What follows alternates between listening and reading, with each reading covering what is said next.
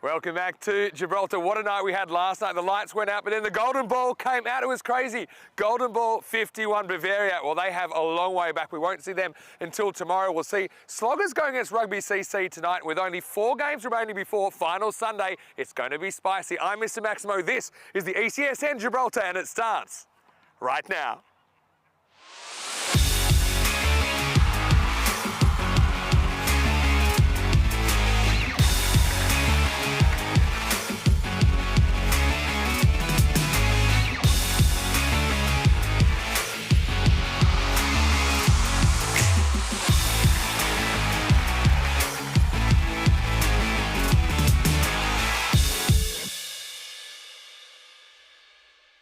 This European Cricket Network event is proudly brought to you by HCL Software, Paramatch, and Local Lifestyle. Good evening to you wherever you're watching from around the world. Welcome to another huge night in European cricket. Of course, it is Peacock Friday. Got to say, I really enjoyed the get-up of Rico and Charlie in Cyprus today. Well, they're done with their preliminary matches, but still 4 to go here in Gibraltar. 2 tonight, 2 tomorrow. But both the Cyprus series and this Gibraltar night series, they have finals on Sunday. So plenty coming up. Of course, elimination today, tomorrow in Cyprus. So the knockout stuff starts there when the weekend hits. Right here, though, it is Friday night lights, and really looking forward to seeing these two teams go head-to-head for the first time in this series. It's Rugby CC versus Sloggers in match 17, and of course match 18 a little bit later on. Hopefully the power stays on tonight and we can get through 2 full matches. But last night, yes, it was quite insane with our first tie of the year. That meant it was golden ball 51, and ultimately Bavaria falling short with Dummy Boda finding the Pirates infield, and it was a big win for the Pirates. Puts a bit of breathing space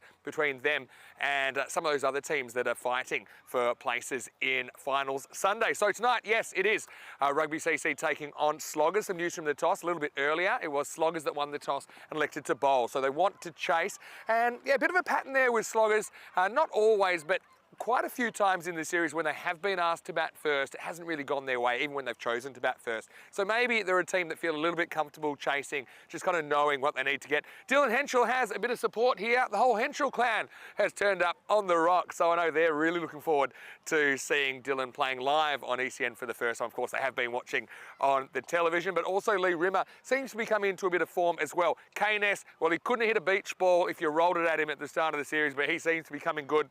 And he was a bit of a match winner the other night, got them out of a sticky situation with a half century. Rugby CC, they want a little bit more out of Ian Latine. I've noticed that he's actually listed at 3 tonight. They've listed Marples to open up with Adeteyo Ataloye. Whether they go with that or not, I'm not sure. But yeah, Ian, I'd be amazed if he doesn't make a big score at some point in the series. Just hasn't quite happened for him yet. And I've got to say, I'm a big fan of the Duracell bunny as well, Zach Simpson. And yeah, he's suppose one of these kind of slow bros, the main slow bros though, with Singh and Advani, probably to open in the second innings. And we'll see how that works out, because Henschel and these guys, they normally would like the pace coming on, you imagine, but they look pretty solid, this Sloggers lineup. So Rugby CC, for me, they go in as slight underdogs. Perfect weather at the Rock again. Well, this is more like it. It's still 17 degrees for the start of play, although it probably will drop a little bit when the sun is fully gone over the horizon. And yeah, just a little bit of wind, but pretty pleasant conditions. And I know Louis Bruce is probably going to be in the commentary box with me in a moment. He has put off his family dinner because he didn't want to miss out on the start of match 17. The news from the toss here is that Sloggers, they won the toss. They've sent in Rugby CC. Let's get ready for some action. Let's get ready for night number 9. So welcome to the commentary position, and it is Vinny Sandu here with Louis Bruce. Evening, Louis. How are you tonight? I'm all right, Vinny. Thanks for having me again. Thank you so much for putting off your family dinner. I've brought a banana in case you need a little bit of extra energy. Much appreciated. You're not on the park tonight, but we do have Rugby CC taking on Sloggers. But you were also with me last night, and didn't we have some tremendous entertainment last night, including the Golden Ball? Yeah, the first of 2024. How exciting. It was pretty good, but earlier it wasn't so exciting in match 15 because a good old-fashioned drubbing in match 15. Bavaria got rolled and sold for 43. Didn't even bat 9 overs. And poor Sajjan, he's got a pair of ducks down at number 11. He's probably hoping that they don't lose all the 10 wickets again or 9 wickets again. Pirates needed all of 2 overs to chase it down, although we did start a 3rd over. A big minimo finished things off. Pack up with 17, but Reyes was a destroyer early on in that one with 4 for 9. But this is the one, the lights went off. We had about a 20 or a 30-minute delay due to a blackout, and then we saw Pirates post 62 for 4 in a reduced 7-over game. Bavaria ended up on the very same score. It was a tale of the two Richies, really. Hatchman had a good game for Pirates, took a wicket, then came out whack 34. Bavaria looked all over that chase, didn't they? But he got out and things unravelled. Then Richie Cunningham bowled the 7th over with a busted hand. It ended up being a tie, and Boda faced Andrew Reyes, but he couldn't get the ball out of the infield. Only 1 run was achieved, and they didn't get that second run that would have gotten the win. That means Bavaria a long way behind. Still could make it, but they'll be hoping that Rugby CC pick up pretty much nothing tonight. So, for example, if Sloggers could take all 8 points tonight, Bavaria could even lose a couple of games to Tarek on Saturday night, tomorrow night, and still creep in. So, yeah, suddenly Bavaria have become huge Sloggers fans. And this is the tail of the tape in match 17, Rugby CC versus Sloggers. Rugby 2 and 4, and Sloggers 4 and 2. But these are unpredictable matches. Interesting, I said at the toss, Latine not listed to open, hasn't had too much luck in that position. Listed Marples to open again. He hasn't had too much luck in the middle order, so they're trying that out. Tail of the left-hander listed at 5. A lot of slow bowlers in there versus the Sloggers lineup. They look pretty stacked still with Dylan Henschel in there. All his family's come to watch from the UK today, and there's plenty of them here, and they're enjoying it so far. Rimmer listed to open, Stan Howarth at 3, AJ Crom at 4, Nestor at 5. I feel like Nestor will bat a little bit higher considering how he played the other day. Egan Dantas back in, good to see him in. JB's in there, Jawad Bokhari. But Matt Williams, he's been quite the revelation with the ball. Bokhari, by the way, he's been good with the bat. We haven't seen too much of him. He's listed 11. I think they might want to use him, especially if it's the 9th, 10th over. So, Rugby CC given a 34% chance. We're away. Here's the first ball of the night, and it's Rimmer to get us going. He's actually bowled very, very well in this series. One of a number of off-spinners that have had success during this night series. Yeah, the spinners in general have been really successful this series. I think even you see now Ian Latine facing up at the non-strikers end now. I mean, he's been successful with the hat-trick the other night as well. Leg spin, off-spin have been working really well. So they do open with Latine, and maybe a late decision to open with him. I know that Marples was hitting a few balls in the warm-up. Maybe just a matter of sometimes, on a hunch, who feels like they're hitting it better, who's more confident. You make that call late. Tossed up by Rimmer. Well, has to get in his skates. They go the long way, and this would have been out. Well, Teo stopped to ask for directions. The keeper wasn't there anymore, Crom. He was backing up the bowler's end seat, but Teo thinks, well, they're surely not going to go to my end. They hit the edge of the pitch and almost broke back into the stumps. Yeah, it's good. It's pretty clever from Kenroy because Teo notoriously isn't the fastest of runners, so good thinking. Yeah. Now, smashed. White would have been some sort of catch. Kenroy, he does get it away, and then Henschel puts the big left hoof on it. Almost slots it into the top corner, doesn't he? There, Henschel straight into the action. This would have been a blinder of a catch. Yeah, that would have been quality from Kenroy, and that, just threw himself at it nearly there, and then handy little left boot here from Henschel. I think I heard Matt Hancock say, see, it's not that easy. Because he took one similar the other night in point. That is the Hancock zone, right on cue. But it's going to be exciting no matter what. No Rugby CC haven't quite had the success that they've been looking for. They've had a couple of rough nights in this tournament. They certainly are capable. They have a couple of very attacking batters out there at the moment. There's the leg spinner from Rimmer. The team punches it off the back foot. So an interesting variation there from Lee. Yeah, you don't usually see him bowl that as we come to the end of the first. It's 4 for none after the first over. Yeah, 88, the expected score. I was kind of feeling about 90 was the score I might expect out of Rugby CC in this first innings. 31 days to go, and that means we are exactly 1 month away. Today is the 26th of January, and we start the 26th of February, which is a Monday. I also want to say big happy Australia Day to all of my friends and family and all our supporters in Australia, because today's the national day, and admittedly in Australia now it is the 27th, but I just thought I'd say it now. So it's always a big day, big celebration, a lot of tradition. There's a bit of controversy these days about using that day, because it is the day of the first fleet. Notwithstanding that, it's a good time of year to celebrate. In January in Australia, the weather's fantastic. Here's Henschel. Comes on, and Latine works him for one. I want to say a quick hello to everyone in the chat as well. Dave B, sorry if I didn't say goodbye to you last night, Dave. He was into me in the chat because I said goodbye to everyone else. But let me say goodbye in advance to you tonight, and I'll also say hello. Also hi to Twilight. To Rob Thompson from New Zealand, and to Kroom from the UK, to show you how good to see you as well, supporting European cricket. Anyone else, if you'd like to say hi, jump in. I think Cosmic Nana's watching from Texas as well. And say hi to Louis as well if you have any questions for Louis. Yep. Before he goes to dinner. I'm going to pry into what your family dinners are like. Maybe after this ball from Henschel, as a lawyer, probably wants to hit him onto the roof. Wow. Throws the hands at, and a bit unlucky. Well, I know you're looking there, but you won't find the ball there because it was a brilliant piece of fielding from Hancock. And it was a piece of fielding so unexpected that we followed the ball. There's Kenroy. I think he was applauding the work from the point fielder. Jeez, he smashed that though. That's a lawyer. Yeah, crunched it. Now pitched up and takes it on. So Ataloya, even with the extra pace of Henschel, still wants to be attacking the power play. There's Jawad Bakari who's doing the fielding. Yeah, so what are you, is it napkins? Are you got multiple knives and forks or a bit more casual? Nah, a bit casual, quite chilled. Is it? Yeah. Talk about what you do during the week. Went skiing, played golf. This one does beat him for pace a little bit. I know a little bit about your father. What's your mum like?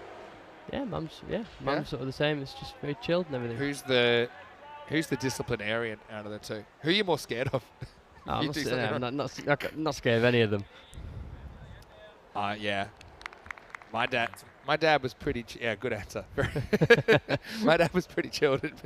He could only push him so far. This is a clever little off-cutter from Henschel. He's only gone for a single run in 5 deliveries. Good answer. Sometimes I see appeals out there and with the two umpires, and for example, for a caught behind, they'll appeal to the main umpire, but then the wicket-keeper will turn to the square-leg umpire and ask him. And it reminds, I call that a bit of, if your mum says no, ask your dad. kind of appealing. Kroom's excited for a possible Derek. You won't see it from either of these two. Well, there we go, upstairs from Henschel. He bowls a brilliant over there. Only a single run comes off it. And Ataloya, well, this is shades of his first innings in the tournament where he couldn't really get cracking. It's only 5 on the board after 2 overs. Looking at the table, this is why Bavaria really want Rugby CC to have a lousy night, because then they'd potentially only be 1 point behind going into tomorrow night. And we know now you can lose narrowly and still pick up a point. So Rugby CC, I also wonder with them, their mindsets, whereas knowing they just need to kind of play well enough maybe to get a couple of points, that might be enough. But if you start thinking only about picking up a point rather than the win, you start getting a bit of a negative mindset. Yeah, I think, they still need to aim for the win, but if they can scrape 2 points out of tonight, I know it's going to be a tough proposition against the Sloggers team, but if they can scrape 2 out of tonight, we play Bavaria tomorrow night. Not trying to be biased, but we will field a good team and it'll be quite tough for them, I think. Yeah, Burns maybe out of his deathbed to play on the weekend, I heard. This is a nice shot from Latine. Rimmer just hangs it outside the off stump, gives him a bit of a width to work with, and the result's 4 runs. Yeah, it's nicely timed. That's the key to all of it. Just timing, placement. Don't need to hit it too hard, and Latine finds the gap, gets it for 4. Thanks for the info, by the way, in the chat. Looks like Chris Ward has told us we're now 381,000 subscribers. So getting up there. Another leggy. Yeah, very good leggy, actually. Sometimes with this, it's not just about turning it. Like, I don't think that's going to turn a lot, but it's kind of what it does in the air. It's got a bit of a loop. It's got a bit of a dip to it because it's got a bit of overspin. A bit like this one, which drops into the zone. Latine kind of biding his time. He's sometimes a little bit hesitant to play too many big shots early because he feels like he's the big wicket. And it probably is, that's why. As Rimmer pitches one up. And so far, the kind of spin and pace combinations worked well. How about next? Do you go back to Henschel here, who's kept these two quiet, or do you go another option? What do you think? I think he looked really really smooth in his action and his run up. So he just pushing to the offside. We'll get 1. Normally, I'm not a huge fan of bowling out both openers, but I feel that if you're really on top, because you think about what these two batters would want less. They don't want to face Dill next over. I know it might mean, well, it does mean you can't bowl him later on, But I feel like if you're on top in the game, which even though they haven't taken a wicket, Sloggers are well on top with that run rate, not even 4 and over at the moment, then 4 exactly now as we get to the end of the power play, 12 without loss. So yeah, I'm a big believer. Really, really try and push that feeling for as long as possible, and then back your bowlers maybe in 5, 6, 7. There's a certain ruthlessness I think that you need to have sometimes. One of the expressions which maybe it's a little bit extreme, but was one that I heard recently was, if I saw my opponent drowning, I'd put a hose in his mouth. That is really ruthless. It's night time. We can start. Fair enough, yeah. Start throwing out the PG-13 references. Look, here's the thing, though. They're not going to bowl Dylan again, but they do have some pretty good options, and one of them, Matt Williams, is going to bowl over number 4. So, again, they're kind of spoilt for choice here. This is one situation where I think normally you would bowl Dylan out, but with so many good choices, maybe you don't need to. And you know the off spin's also been pretty effective because Rimmer's bowled 2 pretty tidy overs. He only went for 11. Saying that, he bowled majority leg spinners in the second. Yeah, he bowled a mixture, didn't he, tonight? Anyway, here's Matty Dubbs. It's nicely played. Cracking shot by Latine. And gets it through the infield. Doesn't get it past Kenroy Nesta. Wasn't it an incredible innings? Kenroy was kind of super lucky to survive each of his first 4 balls faced, but then when he started hitting them, he just had that swagger back, didn't he? Such a dangerous hitter. Yeah, just, hoping he can lose a bit of form for Sunday, if that's all right. Yeah, well, time will tell. It's clever bowling by Williams, zeroing in on the stumps, and talked about this multiple times. Spinners that have got the ball on the stumps, they've had success. A lot of bowled at LBW. You had some interesting comments last night about the composition of the pitch underneath. The fact it's limestone provides a little bit of unpredictable bounce at times. Latine at times, he's gotten into trouble playing across those kind of deliveries. So I feel like he's consciously trying to play with a straight bat. But I suppose that also limits your scoring opportunities if you're going along the ground, down the ground. Yeah, I guess so. But it's also, Ian will be good enough to back himself to go over long on, long off. So that's Lloyd's had enough. He's going for this. Tries. Picks out Hancock, who can't hold on to the ground ball. And then we'll get 1. Yeah, Ataloya he's in a bit of a tough spot at the moment. He batted all 10 overs last night for, I think, 21 or something like that. But we know that he likes to attack. And I think with batting behind him, especially with Latine still there, he pretty much has the license. And Williams jams up Latine. So another over where the Sloggers are just restricting these two. Latine, 1 boundary. The only boundary of the innings in the first 4 overs. Now picks out the fielder once more. So Williams keeps up the good work. Hancock, he might have leather poisoning. He's had a lot of the ball so far. 16 without loss after 4. Yeah, I think these two just need to really back themselves. I know you talk about Latine in specific, just sort of going into a shell, not going into a shell, but valuing his wicket, showing some self-worth. But I think he just needs to back himself and really just do what Ian Latine does best and just hit good areas and hit them strong and hit them long. Yeah. I think it's one of those things, maybe a bit like Kenroy the other night. Once he gets 1 or 2 and gets into his work, takes a couple to cut out the middle, and then all of a sudden you're different kind of a game. Well, Egan Dantas is coming on to bowl over number 5. When he's in form, he's a good bowler, but he has served up a bit of fruit this series, and it's yes please for Ataloya. This was Gundy with a capital G, and it smacked for a 4. That's the first for Ataloya. Yeah, just may release a bit of pressure that they built up in the first 4 there. I would have probably liked to see them go to Henschel now, actually. Just given his rhythm, how well he was bowling in that second over, he looked really smooth through his run-up and his action, so you could have tied it down and completely killed the game. Yeah, I mean... Saying that, it's only a start for Megan. Dantas... Yeah, probably needs some more overs, to be honest. And so I suppose that's the thing. Given the situation, you're well on top anyway. I think this is a good time to try and get that into him. Now, another ball short and smacked away. So Ataloya, he's making up for lost time. 4 carreras más. Yeah, again, just not too much to say. He just needs to find a couple out the middle, and if you can start hitting some boundaries back-to-back here, then you could just string it up. So you hear Rimmer on the mic just saying a bit of pressure, so clearly they're mindful. Yeah, well, I think that Dantas might appear on Ataloya's Christmas card list at the moment. There's a couple of very friendly deliveries Dantas, he can bowl a kind of mixture of pace and spin. You know, he's come from bowling more pace, but with some injuries and things like that, he's bowling more spin these days. The first couple is kind of an in-between. But that's a lot out thinking, where have you been all my life? Much better ball. It's crunched down the ground. It'll be a third consecutive boundary. So Ataloya, there's a new man here in the 5th.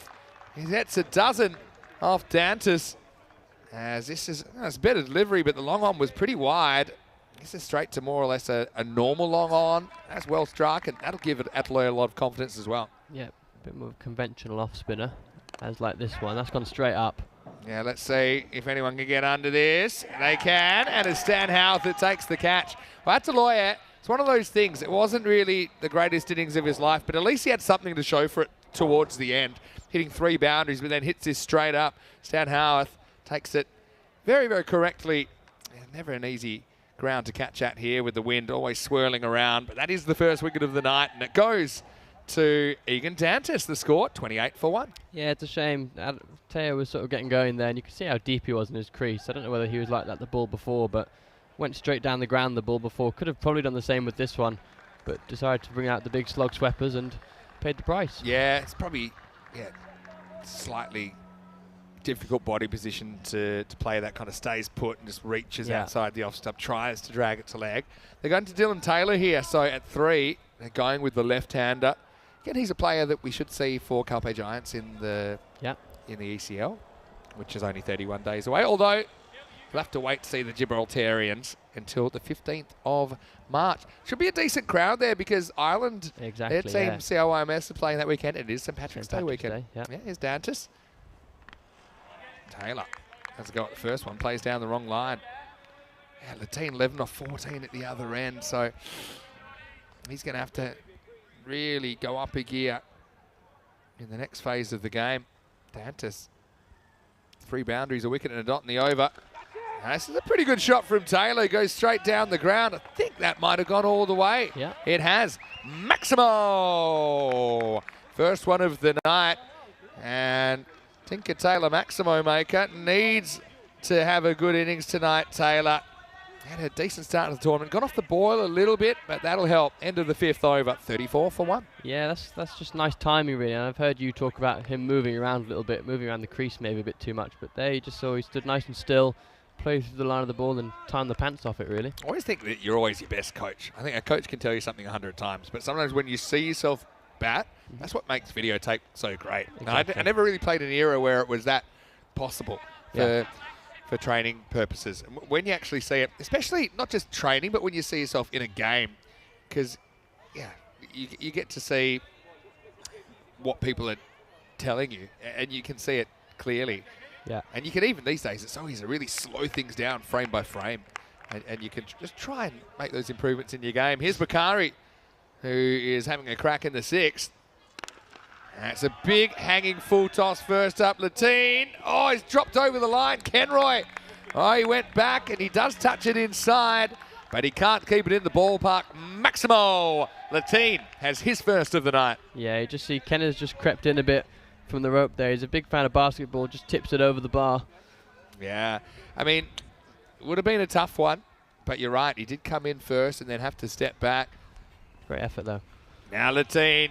It's a ball outside the leg stump, helps it on its way, and suddenly this game has a different feel, Louis. This is just what the team needs. Just needs to get a couple of boundaries, just string some together, and everyone knows what he can do on the network. He just needs to find some timing, and then he can really go big. Again, the difference of bowlers getting it right versus not getting it right. 100%. You can draw a straight line between bowlers getting it in good areas and having success. Yeah. Not necessarily getting a wicket that ball, but the constant build-up of pressure that forces the batter to do something rash. Bakari, another one down the leg side. Well done by Crom, who at least blocks it from going for any more. Talked about the standard of wicket-keeping a lot during this tournament. Gibraltar certainly punching above as far as the gloveman. Yeah, I think the keeping standard all around has been really good. AJ obviously behind the stumps here. He's been really good all tournament. Stood up to Henshaw a couple of times. Yeah, which true. Been quite impressive. Jumps a bit from Bakari, but Latine gets it off the back foot for a single. Just looking at the batting still to come. He's still got Marples, and he's due to have a good knock, I think, at some stage. Advani's listed up there as well. No Rob as a party in the 11s tonight, though he is 12th. Rob, been in the chat from time to time. Yep. Wishing him all the best as well. Yeah, Roshan as well. He can strike a good cricket ball. Yeah, can hit the ball well. Got him.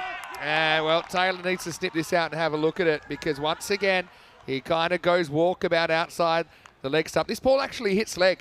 So, yeah, Bakari, been a bit all over the shot, but he gets this one right. It's the end of Taylor, who will go 6 and out here in match 17. The score, 46 for 2. Yeah, there doesn't really look any intention to play a shot to this. It's sort of, try and get your front foot towards it. See there, he creeps away a little bit, and that's what ultimately does him, really. I think what frustrates you in this form of the game, I haven't played much of it, but I've played a little bit, but when you get out, just trying to keep a ball out, you'll go back and look, I wish I just had a crack at it. Yeah. But there's a couple of things there. So, yeah, maybe it was a defensive pride, that's one thing, but also just to get himself and keep himself in the right position to hit the ball harder and better, because he's got a good eye.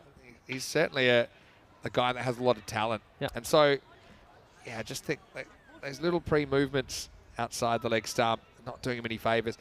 That can happen like that. That was a straight ball that he missed his outside edge. Or the other thing we talked about, he's spoiling a lot of wides. A lot of these wides he's been getting in the way, been hitting the pads. Anyway, I'm only saying it because I think that the kid's got potential. Oh. Advani comes out at 4. And is it Advani or is it VVS Lakshman there as he just works it off the off stump for a single? Yeah, that was tight. I think JB got a bit of seam movement off the pitch there and nearly jagged back enough to hit him in the pad. Right, Latine, about 4 overs to go. He'll be hoping to face most of these and go well. Yeah, agreed. I think he just needs to, he probably doesn't need to hog the strike, but, be selfish. Take some balls. Missed time. Yeah, but it's okay because he'll retain the strike, and that'll take us to the end of the 6th over. The score is 48 for 2. And the thing with Latine is that, if he faces, say, 15 out of the last 24 balls, and let's say he goes to a ball, there's 30 there, there's 78. Yeah. His partner goes run a ball, then you that's 87. You're pushing 90. Well done to the Sloggers, by the way. They've been disciplined with the ball. The odd Gundy ball, but only 1 wide in the first 6 overs. So that's how you get your 90. And Sloggers, okay, they've got the batting to do that, but also we know Rugby CC, they've been good at taking the pace off the ball in particular. If they can get those early wickets, suddenly that 90 is quite a defendable score. And it looks like James Scott, the big man, is going to come on and bowl over number 7. Looking forward to it. Yeah, good to see. I think they have enough bowling. They have enough bowling options to the point where they don't have to bowl out their key bowlers as of yet. But James Scott, very handy bowler. Ties him up, but no run. This is also about the time, I think, that Latine needs to start pushing for 2s. If he's not getting boundaries, if he gets in the gap, he needs to kind of have a conversation with Advani saying, look, let's run the first one hard and look for 2. Let's try and get me back on strike. Let's try and get some momentum going here. But he Yorks himself here. Scott right on the money that time. Yeah, I just think Latine is premeditating coming down the track. Obviously, Scott's quite aware to it, because he's bowled 2 that if he stays in his crease, he probably just has a free swing at 1. But here he is for his 3rd. It's kept a bit low. It's well played. Just punched out the offside. Here they could get 2. This is the kind of one I was talking about. Now they are going to take it on. Well, that would have been out. Scott found himself in a tough spot, not really behind the stumps. But yeah, to me, that's a risk worth taking at this stage. Agreed, as well as Advani. It's unselfish if he gets run out in this, he's this aware to it as well. Yeah. Also, the extra run, not just a strike. I mean, all these extra runs might add up as well. 50's up for Rugby CC, but it's been a bit laborious. Mistimed this full toss. Kenroy's hot at the moment. Grabs that one. James Scott, though, has the bone structure of a male model, though. Something that I noticed. Yeah, true. What does Strong chiseled features. Yeah. Like that you're just agreeing with me. I am, yeah, exactly just that. Up and over from Advani. And fielder. Judges it well out there, Rimmer. He's normally on the other side now. They think it's 2. They're going to take it. Yeah, it's a really good call for me. And he said no as soon as he saw it was Rimmer out in the deep. He probably don't want to take on his arm, but as soon as he saw the throw was going over, he went for it straight away. I love that. It's what I call secondary backup. even though he doesn't really leave the crease, but he's looking. He's always looking. Yeah. See about there, and he's ready to go. That's why also I'm a big fan. Don't overrun on a single. Agreed. Unless you really have to. Anyway, for kept all that, they'll get nothing in the next ball, and that'll be the end of 7 overs. Rugby 53 for 2 after 7. This is what's coming up tomorrow in Cyprus. So today was the end of the group phase, and now the top 4 from each group are going to play on the weekend. Now, the first team from each group, which is the Punjab Lions and the Sri Lankan Lions, so all the Lions, they are playing already in the semi-final. So tomorrow we'll end up with 2 teams that will be remaining to be the other semi-finalists. So the 3rd and 4th teams basically fight the first half of the day. The second ranked teams get a bye into the afternoon. So yeah, the second team there, second ranked teams only have to win 1 game. The others have to win 2 just to make the semis. It's a weird shot from Latine who mistimes this, but he'll get a single. This is Hancock coming on to bowl the 8th. Still got Henschel up their sleeve as well. But yeah, that's a good format in Cyprus. Done some similar formats recently. Well, Hancock, it's an interesting one. Yeah, just got his hand caught, really. Just Yeah, Hancock, hand caught. Yeah. But you know what's weird here? I wonder if this second bounces off the pitch. Yeah, you see, I think that's a no ball. I don't know what it was called. Well, it doesn't matter. But that should have been a no ball for 2 reasons. It bounced twice before the line, and it bounced off the pitch before the stumps. But I think because the first bounce, I think now they might actually be... Oh, I thought they were going to have a conversation there. So for me, it should be a free hit. Avani should treat it like a free hit anyway. Oh, Hancock. Well, maybe that's a bit of natural justice because he probably shouldn't have been catchable as it is. It's a single. Hancock, that right hand, was certainly in the news the other night. Took probably the catch of the tournament, didn't he, at point? Yeah, I didn't see it live, but I saw it after, and it was a bit of a pluck, really. Anyway, back to live action. Now, Smashed. Latine, he gets one that's short and asking for it, and he gives it. Maximo!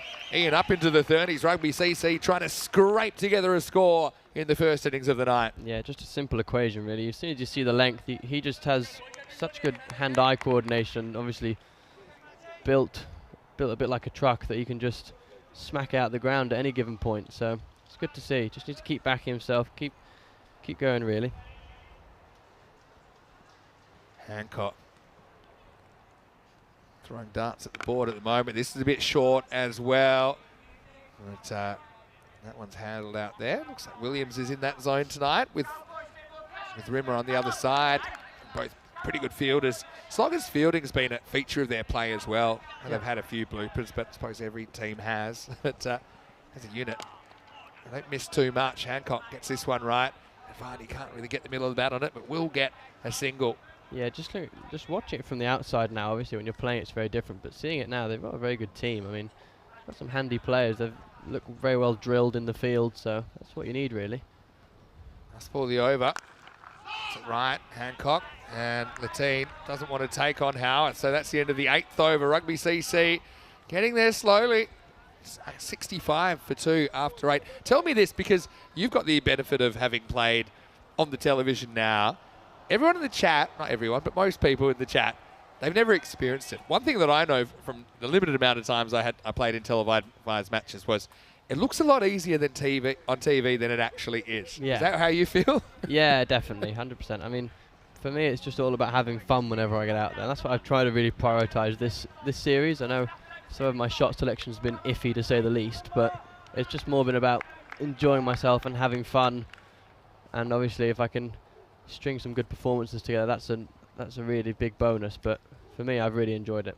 Here's Williams back to bowl the 9th. It all happens in the 9th. Not a good ball. Rare miss from Williams. Yeah, one thing that I would say is that if you go and watch cricket live, or if you get out there in the middle, it's about 20% faster than it would seem if you've watched it on TV. On TV, I always watched it going, it seemed a lot faster when I was actually batting to this guy. Advani goes to the air and he picks out Henschel. Barely has to move. So Advani can't really move the needle here. And it's Williams that comes up with his first wicket of the night. Well taken at long on. See the Henschel, just a little bit of a skip to his left. And that was that. Advani is the third to go, 66 for 3. Yeah, he's a good cricketer, Henschel. You know, he doesn't look like he drops too many. He doesn't look like he has too many flaws in his technique. So The Henschel clan will be very, very happy with that. They've come in. They've almost sold out a section of the grandstand tonight, the Henschels. you'll have to see. So, yeah, he'll be hoping he doesn't choke in front of his family in the second half of this game. He's Wow. likely to open the batting. Yeah, you never know. Pressure's a funny thing. You never know. And just No, when the he'll- family's around I a bit think more. He'll be fine. Joey Marples You put the comes mockers out on him now. at number 5. It's the old reverse jinx. Williams comes in, Ooh. jams him up. Joey hits the bottom of his bat, rolls into his foot, and plays a perfect on drive after the shot's been played. Yeah, Don't- didn't know back too much pad about there. that. Yeah. I think it's Williams. I don't know how I'd play him. Well, I know how to play that. It's short, so he can pull it away. But I think if he's going for that Yorker, if you were to guess it, you could maybe go deep in your crease a bit and maybe get under it at this stage of the innings where, look, if you play down the wrong line, that's life. Just seems a hard guy to get down to. Not many people have been able to get down the wicket to him. This is a good shot, though, by Latine. Well, he shows how it's done. That is tattooed over extra cover. Maximo! As Latine closes in on his 50, he moves to 40. That's such a good shot. I mean, he's just picked the right area. That's the key there. He doesn't try and go across the line. He just hits over extra, and that's really well timed. It's a shot that you played very well the other night as well. This is a good adjustment from Williams. He'll concede a single, but that's it. But yeah, I said not many people have gotten down to him, but it shows the class of Ian Latine, who was able to do it. And I think charging is one thing, but keeping your balance and your shape the way that Latine does, that's where you really get results. And like, I'm not just saying it because you're here, but you played a couple of really nice shots like that the other night. This one jumps a bit on Marples, who knocks it down. And we'll get a single in the end. The score at the end of 9 overs is 75 for 3. So there's still that excess, the expected score, has kind of been hovering the 85 to 90 range pretty much the whole time. Probably because with the team there, they feel, the computer feels that's kind of around where you end up. But, I mean, who do you go to here? The obvious one would be Henschel, but they might feel, might be nice to give Scott another over. They might feel comfortable in the game. But, looks like they're going for Henschel in the end. Probably don't want to take too many chances. They probably saw what happened last night. If you take things too easy. Marples is a good player against pace, though. He likes a bit of pace in the ball. He likes a good cut. So I see a deep point out, but if you can get it just backward or in front of there, it could race away with Henschel's pace. Henschel in the 10th. Marples is going to go. Nice catch by Henschel. Just angled in, and Marples tried to turn it to leg. It was a slight leading edge, and Henschel takes it in the follow through. Once again, this slogger's fielding spot on. Gets a little bit of a well done from Latine as well. So good spirits between the two teams. But Joey, his miserable run with the bat continues. 75 for 4. Yeah, sorry, Marples. I put a bit of the mockers on you there. Just probably try and look to hit that through mid-on, but, you know, hindsight's 20/20, and when you're in the last over of a T10 game, you're probably not thinking that way. Yeah, bat on ball. I mean, just was through the shot a fraction early and turned the face, and that's why it went there. On another day, exactly, you know, maybe just unlucky. Get less bat on it, it goes down to deep third for 4, but cricket's not always fair. And now here is Mohammad Roshan, who we noticed the other night had stolen Rob Azzopardi's shirt. Even when Azzopardi was playing, he doesn't get to wear his own shirt. So there again, alpha move from Roshan. Eyes off the leg side. Yeah, so Dylan naturally is a bit of an in-slanter, so I'd be trying to maybe clip him away, take my chances. You won't be able to do it to that, though. Roshan plays a nice-looking shot. It's probably smart at this stage. At least gets Latine on strike and says, all right, captain, it's your problem. Put on a show. Yeah, exactly. Even on 41 as well, with 4 balls to go. Could try and get to his 50 here. Yeah, possibly. Probably needs to have the majority of the strike. Cosmic Nana just mentioning, she loves watching cricket or sport in person because you really do see how much quicker it is. Like, go and watch some Test cricket side on. Have a look at how far back these keepers are standing. Off cutter. Yeah, Latine gives it the old kitchen sink. And that's 4. So the first thing with this, he picks it. It's a grippy kind of off cutter. Henschel kind of rips his hand down the right-hand side of the ball. But, yeah, Latine, he just swatted that one over the offside. Good batting, moves to 45. Yeah, throws absolutely everything at it as well. And again, just times it well over cover. The thing is, now I'm guessing he's not going to bowl another cut. It'll be pace on. Be ready for it. Never know, double bluff. Maybe. Wasn't. Pace on, but that's an in-swinger that gets smashed away. Great shot, and that's 50 for Latine off 30 balls. Well, he needed some runs, the Rugby CC skipper, and he's carried this innings on his back. And that was right in the slot, and Ian dealt with it. What a good half-century. Tough going at first, let's be honest, Yep. but at least he's dug himself out of the hole and given Rugby CC something to bowl at. Well, exactly, dug in, and that shot to get to 50 was quality. Tries to go again. I'll probably try and go 2 here regardless. Roshan's keen for it. They're going to take it on. They'll go the long way. Well yeah, run. that's good running. Good call from Roshan. Yeah, I think Roshan almost had to push his captain into it because Latine, he's got the kind of deep breaths of a guy that's batted 10 overs and was thinking, Well, is that enough? He's fit as a fiddle, Latine. He's rapid as well between the stumps. So That's true. So 88 with the ball remaining. Last ball coming up. Clever bowling, goes short. Probably should have gone for a run, Yeah. but they'll have to just eat a dot. And Henschel, still a very good couple of overs from him. If you look at his figures, 1 for 14. And at the end of 10 overs, Rugby CC 88 for 4. Hey, I'm going to give a shout out to our robotic fan, the Super Duper computer, who pretty much picked that high 80s score from the get-go. So they do finish on 88. So well done to everyone at Intelligent Cricket, which is, I won't mention them by name, but I know that Corey's not one of them because he got knocked back in the interview. Anyway, as Roshan and Latine walk off, they've got something to bowl at me. They have to play very well against the Sloggers lineup that do have a few stars. Well, maybe Henschel will get spotted by some of the Premier League scouts after that, showing that his left foot wasn't just for standing on, but it was a tough one, wasn't it? Ataloya and Latine laboured, only 12 in the power play, even though they didn't lose a wicket.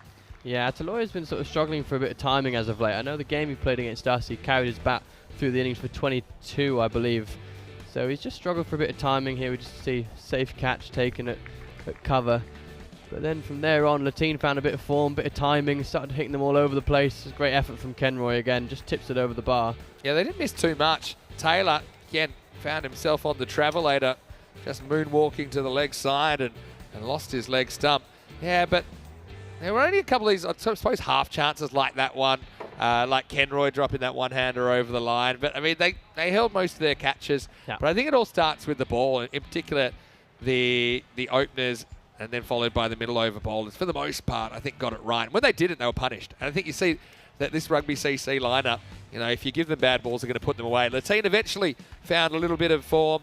Marples, he loves some of that form at the moment. He's doing a good job behind the stumps, but just cannot get a meaningful contribution with the bat.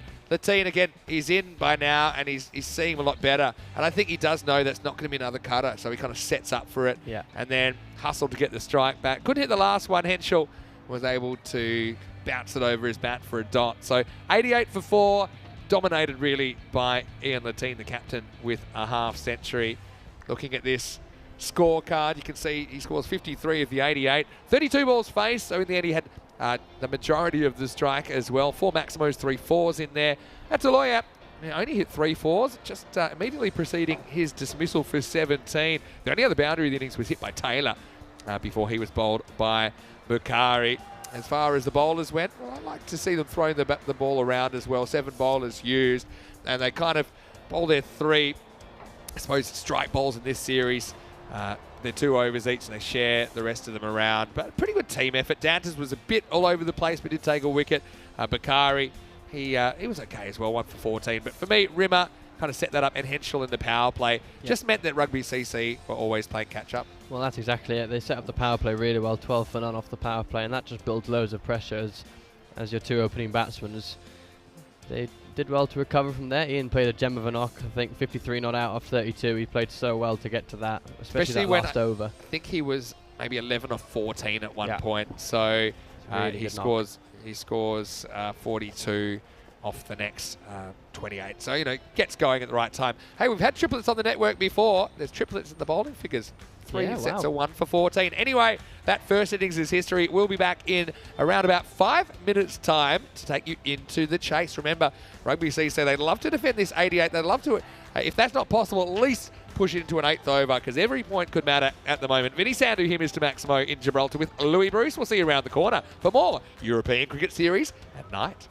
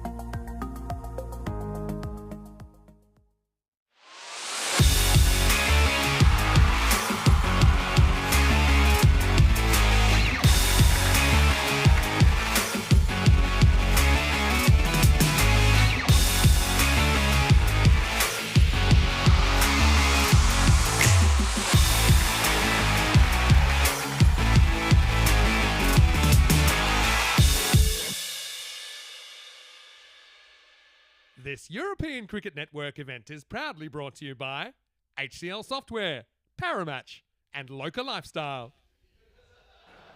Good evening once again to you, wherever you're watching from around the world. Welcome back to the European Cricket Network and our coverage of the European Cricket Network night series in Gibraltar. ECSN continues here into night number 9. 88 scored by Rugby in the first innings. That means, of course, we can look at the bonus point equation. It's always 7 overs in a 10-over game. If the chasing team can chase in 7 overs or under, they will get all the points.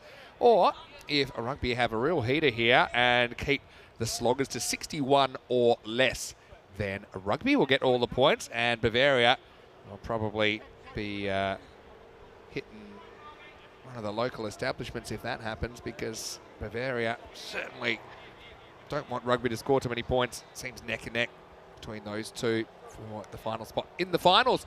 So Lee Rimmer's out there to open up, and Dylan Henschel at the non-striker's end. Thomas Ramage is going to open the bowling. In the background there, see the caravan. I always think that is in danger when the shot is going to get over the fence, as Louis Bruce joins me. And it's going to be a wicket first ball. Well, perfect start. Ramage just gets one to sneak through the gate, and Rimmer has to go first ball. What a start for Rugby. Yeah, big golden Derek for Lee Rimmer. Probably not what we want to see, because I hear there's a peacock Derek. Yeah, it's not a golden, peacock Derek still on the bench. But how great about start for Tom. Ramage? Something about taking a wicket first ball or in the first over, it really gets everyone fizzed up, and you can see that one just snuck in a little bit through the air, didn't it? Yeah. And Rimmer played the perfect defensive shot. There was just only one problem. It just snuck between his bat and his pad. And Ramage fired up. Rugby CC, well, they don't want to give Bavaria any sort of chance of overtaking them. Golden Derek will jog off, and Rimmer, again, his transition to bowling all-rounder is almost complete the way things are going, though he did hit a pretty nice 50 the other night, so we won't sentence him that too quickly. But yeah, big moment in the game. Now Howarth comes out at number 3. That's a similar kind of delivery. Some hesitation. Now, the good thing is that Stan and Dylan play together back in the UK, and that's why Dylan's here, as that connection with Stan Howarth. It is nice to see a few new faces, a few new players come in, especially players that are pretty decent. Yeah, agreed. It rubs off on the local playing population. Sneaks down the leg side. Marples does make the stop. Yeah, so look, early wicket's the key. Ramage getting some good movement here. Yeah, really good start. I mean, no better start than what you could ask for, getting especially a player like Lee Rimmer out first ball. That's a massive wicket to get.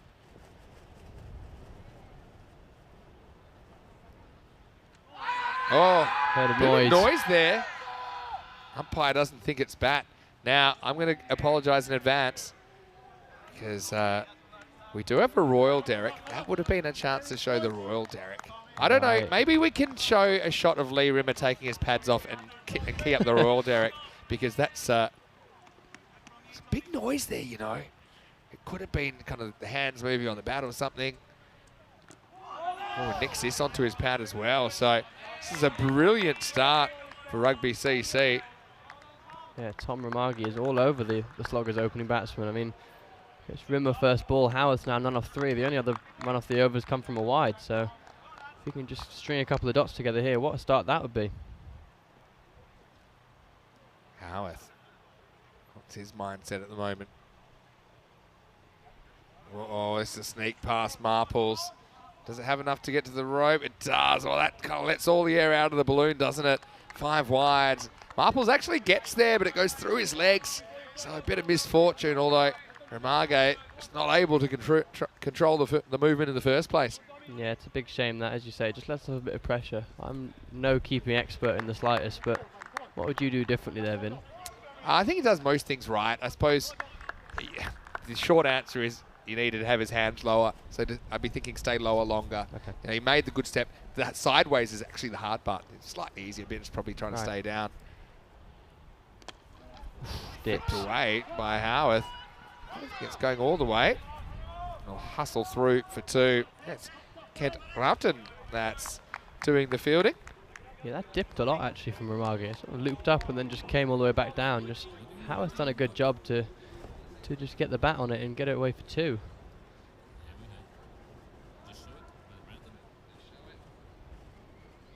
Margay in for the last ball of the over. Pushed out just past Margay's outstretched hand to mid-off for 1, and that'll complete the first. Sloggers are 9 for 1 after losing Rimmer in the first ball of the innings.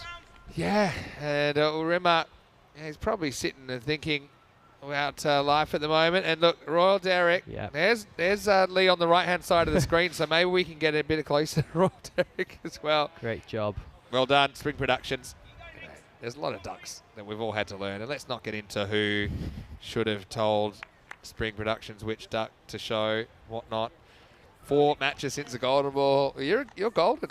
Charlie, I heard him complaining in the broadcast this morning that how many matches he's done, how many you've done, and you've each commentated 1 Golden Ball. Yeah. Although Charlie also did say he did break the longest Baron streak ever. Charlie's got that. 405. That was in Portugal.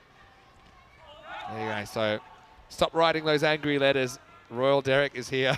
For now, all we need's a non-first ball Derek or non-diamond Derek. We need to see it. We're in. Don't know if I'll be here for the next game, but I'll definitely be keeping an eye out if we can find a Peacock Derek. 6 people asking where's Royal Derek in the chat. So anyway, there you go. Thanks, Lee. Meanwhile, Advani comes on and it's just smashed away leg side. Well, that had something on it. It's 4 runs. Now, the other thing I didn't even mention because of all the chaos is they didn't open with Sukhjit. They normally have been opening with Sukhjit and Advani, the slow bros. And Ramage is positively expressed by comparison. So just a slight change in strategy for rugby. Maybe it's because, okay, those two have had good starts. They've had trouble sustaining it. So maybe they thought, okay, we'll break you up. Maybe we can bring a bit more stability to the middle overs. But, yeah. Don't mind it. Interesting thinking. All right, takes this off middle stump. Henschel, he's going to get 4 more. So he's gone 4 and 4. Good start to his innings. This is a bit of a risky shot because you need to time it right. Otherwise, it's KO time. Yeah, but you see there, he commits to it, and the difference is he goes in front of square. He goes sort of mid-wicket area rather than a lot of people trying to hit square leg. So that makes a big difference in terms of his swing arc, and he gets down properly and commits to the slog sweep. Doesn't just swipe across it. Come into fashion in the last 20 years or so. Meanwhile, this one slightly inside out, opens the face, finds the gap and gets 4 more. So 3 balls, 3 boundaries for Henschel. Well, we saw 3 boundaries and out in the first innings. Ataleo was the man that did that off Dantas, but Henschel doesn't look like he wants to go anywhere. No, he's just picking gaps at the minute, really, but, you know, rugby will still hold out hope that if they can get his wicket, they can definitely restrict this target to the 7th. Now fetches this, and there's no outfield. In fact, that's gone all the way. Maximo! Well, it wasn't 3 fours and wicket. It was 3 fours and 6. Henschel has to reach, doesn't he? But it has quite a high grip at the top of his bat and just gives him that extra reach and that extra kind of extension to crack that ball over the leg side. Remarkable shot. Yeah, great shot. It said he just has a low grip. It just lets his wrist just snap around the ball a little bit more because that was pretty close to the wide line, really. Last ball the over. This time goes offside, gets enough bat on it. So, yeah, interesting that they never really put fielders square at the wicket. That's where a lot of the boundaries went. But anyway, Advani is going to go magical. And the score 32 for 1 after 2. Yeah, I think their fielders out at the minute are long on for sure, and then they may have a deep cover, but just looking at that over in itself, they were straight. They were too straight, I think. And look, if you pitch it up, Dylan might go straight down the ground. Yeah, so maybe exactly. you're making him play a more difficult shot. So maybe you just got to stand up and applaud and say, well done. Fair enough. But looking at that table, you can see that only 1 point between Rugby CC and Bavaria. And meanwhile, I mean, also don't forget, you've got sloggers there who really want to challenge for one of the top spots. At the moment, they're 15 points. With a win here, or even with a point here, they'll go up above Pirates, who have already completed their 8 games. So Pirates in the top 2 at the moment, but I don't think that's going to last. Yeah. And then sloggers will have Turek in their sights, but shaping up for kind of Turek and sloggers in the top 2, you'd imagine. Agreed. Ramage bowls out. Why not? It's getting the ball to swing around a bit. And just looking at some of the other options they've got with the ball. I think Lateen's a guy that you might not want to wait till the very end to bowl him tonight, because the game might be over by then. Zach Simpson's in there as well. You've got Roshan to bowl. At the lawyer could bowl an over or two. Respecting the ball on the stumps there, Howarth, who's happy to play a kind of support role here with Henschel at the other end. Yeah, I think that's pretty responsible given the target that they need. But, you know, Simpson I think is a great option because you'd expect the ball to turn away, but I always like to play him as an off spinner because he skids a little bit more on this. Doesn't really turn it, so it might take them by surprise the first couple of balls. I wonder if there's a little touch on this. Maybe not. Thought I heard a little flick as it went past Howarth. Let's see what the umpire says here. Leg bias, yes, there was a little bit of pad. And tough one for the keeper. Yeah. Marple's tiny deflection, but takes it away from his gloves. Hello to Tom Watkins. He's a member of the Matty Williams fan club, but you missed Matt for now. Bowled okay in the first innings. Pitched up. Not a bad ball from Ramage, but there's no justice. Despite the efforts of Simpson, it runs away for 4. So Howarth comes to the party with his first boundary, doubles his score. Nothing really rolling for Rugby CC at the moment since that first ball. No, exactly. Not got a lot of luck, but just got to keep hanging in there. Now you start looking at that. Let's get a point out of this as well. Yeah, exactly. Hopefully more, but it's at least try and push it to an 8th over. That's not going to help. Ramage loses it down the leg side. Ambitious one, but Henschel backs his pace to get there and pinches the strike bat with the ball remaining in the over. Yeah, I think it's a good call from Henschel. He just has a look at where short fine is, and he just thinks, yeah, I can get there. And as long as you call it loud, your partner should trust you. So Marples also didn't chase it. He kind of had that frustrated neck turn that he didn't make the stop.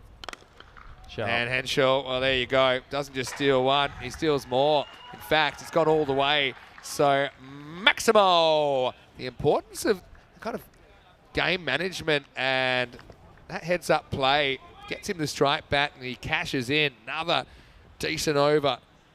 In the end, that's 16 off that over for Sloggers. They're 48 for 1 after 3. And those 2 power plays are like chalk and cheese, weren't they? In fact, 4 times as many runs come in the Sloggers' first 3 overs. Yeah, that's good cricket awareness from Henschel. I know he's hitting very correct areas with the bat, but just to take a boundary off the last over, take maybe a bit of a risk, take a boundary off the last ball of the over, and all of a sudden the next over becomes a bit more pressurised after losing a bit of momentum at the back end. So it's good cricket awareness from Henschel. Howarth is going to face Ian Lateen now. So Lateen heeding the call, coming in. Remember he took a hat-trick last time we saw him on the network 2 nights ago. And he's been really good at just zeroing it on the stumps. Obviously, as an over-the-wrist spinner, normally accuracy is a little bit more difficult. Yeah. But he gets a lot of drop, gets a lot of overspin in the team. That's the key. Ooh. Yeah. Don't want to miss that one. No, Howarth exactly. doesn't. But also, I'm a bit curious with Sukhjit not bowling yet. Like I say, assume he's available to bowl. But yeah, I think Lateen's a good option here. If he gets it right, could well create a chance against someone like Henschel. He's batting well, but you're just hoping for one false shot, an opportunity to come up, and some respect for Lateen here. Yeah, just knows what he's doing. You know, he's responsible. He knows the target. He even probably knows that even to chase it in 7, they don't need to go very hard at it. So yeah, well, it'd be 39 in 21. It's not out of control. This one doesn't come down in time. Howarth cracks it, but oh well, it's a little bit of a drop kick over the line from Taylor. Oh, he did all the hard work, didn't he? But the big size 42s end up just hoofing it over the boundary, 4 runs. Yeah, he's made a bit of a meal out of that. He was in a good position, did all the hard work of actually getting to the ball, but then just let it slip through. As we just see here, just let it slip through, and the right boot did the rest. Classic own goal, almost like a rugby player just trying to dribble it through past the defence there. Yeah. But that's a bit of an unlucky one. Howarth, though, he won't care. He's happy with how he's rolling, and he's got best seat in the house to watch Henschel go to town. Lateen. Last ball of his over. Henschel gets a full toss and he swats it away over the leg side. And so not quite out of the middle. It'll get 4, but the placement was there. So the team just over pitches a couple of times. In the end, that over goes for 11. And after 4 overs, Sloggers 59 for 1. Yeah, and again, just a great start. You know, they don't need to push too hard at this point. 4 overs gone. They're going at 14.75, so... Bavaria be super happy if Sloggers take all the points here 100%. and they can chase this down in the next 3 overs. And even the next game, it doesn't look likely that Rugby will take the win, but again, T10's are random. But if they were to get 1 point out of the next game and all of a sudden Bavaria and Rugby are drawn going into tomorrow night, that could make for a really good situation. 10 and over the required rate to take the bonus point. Here is Sukhjit Singh coming on in over number 5. Howarth, the man at the other end.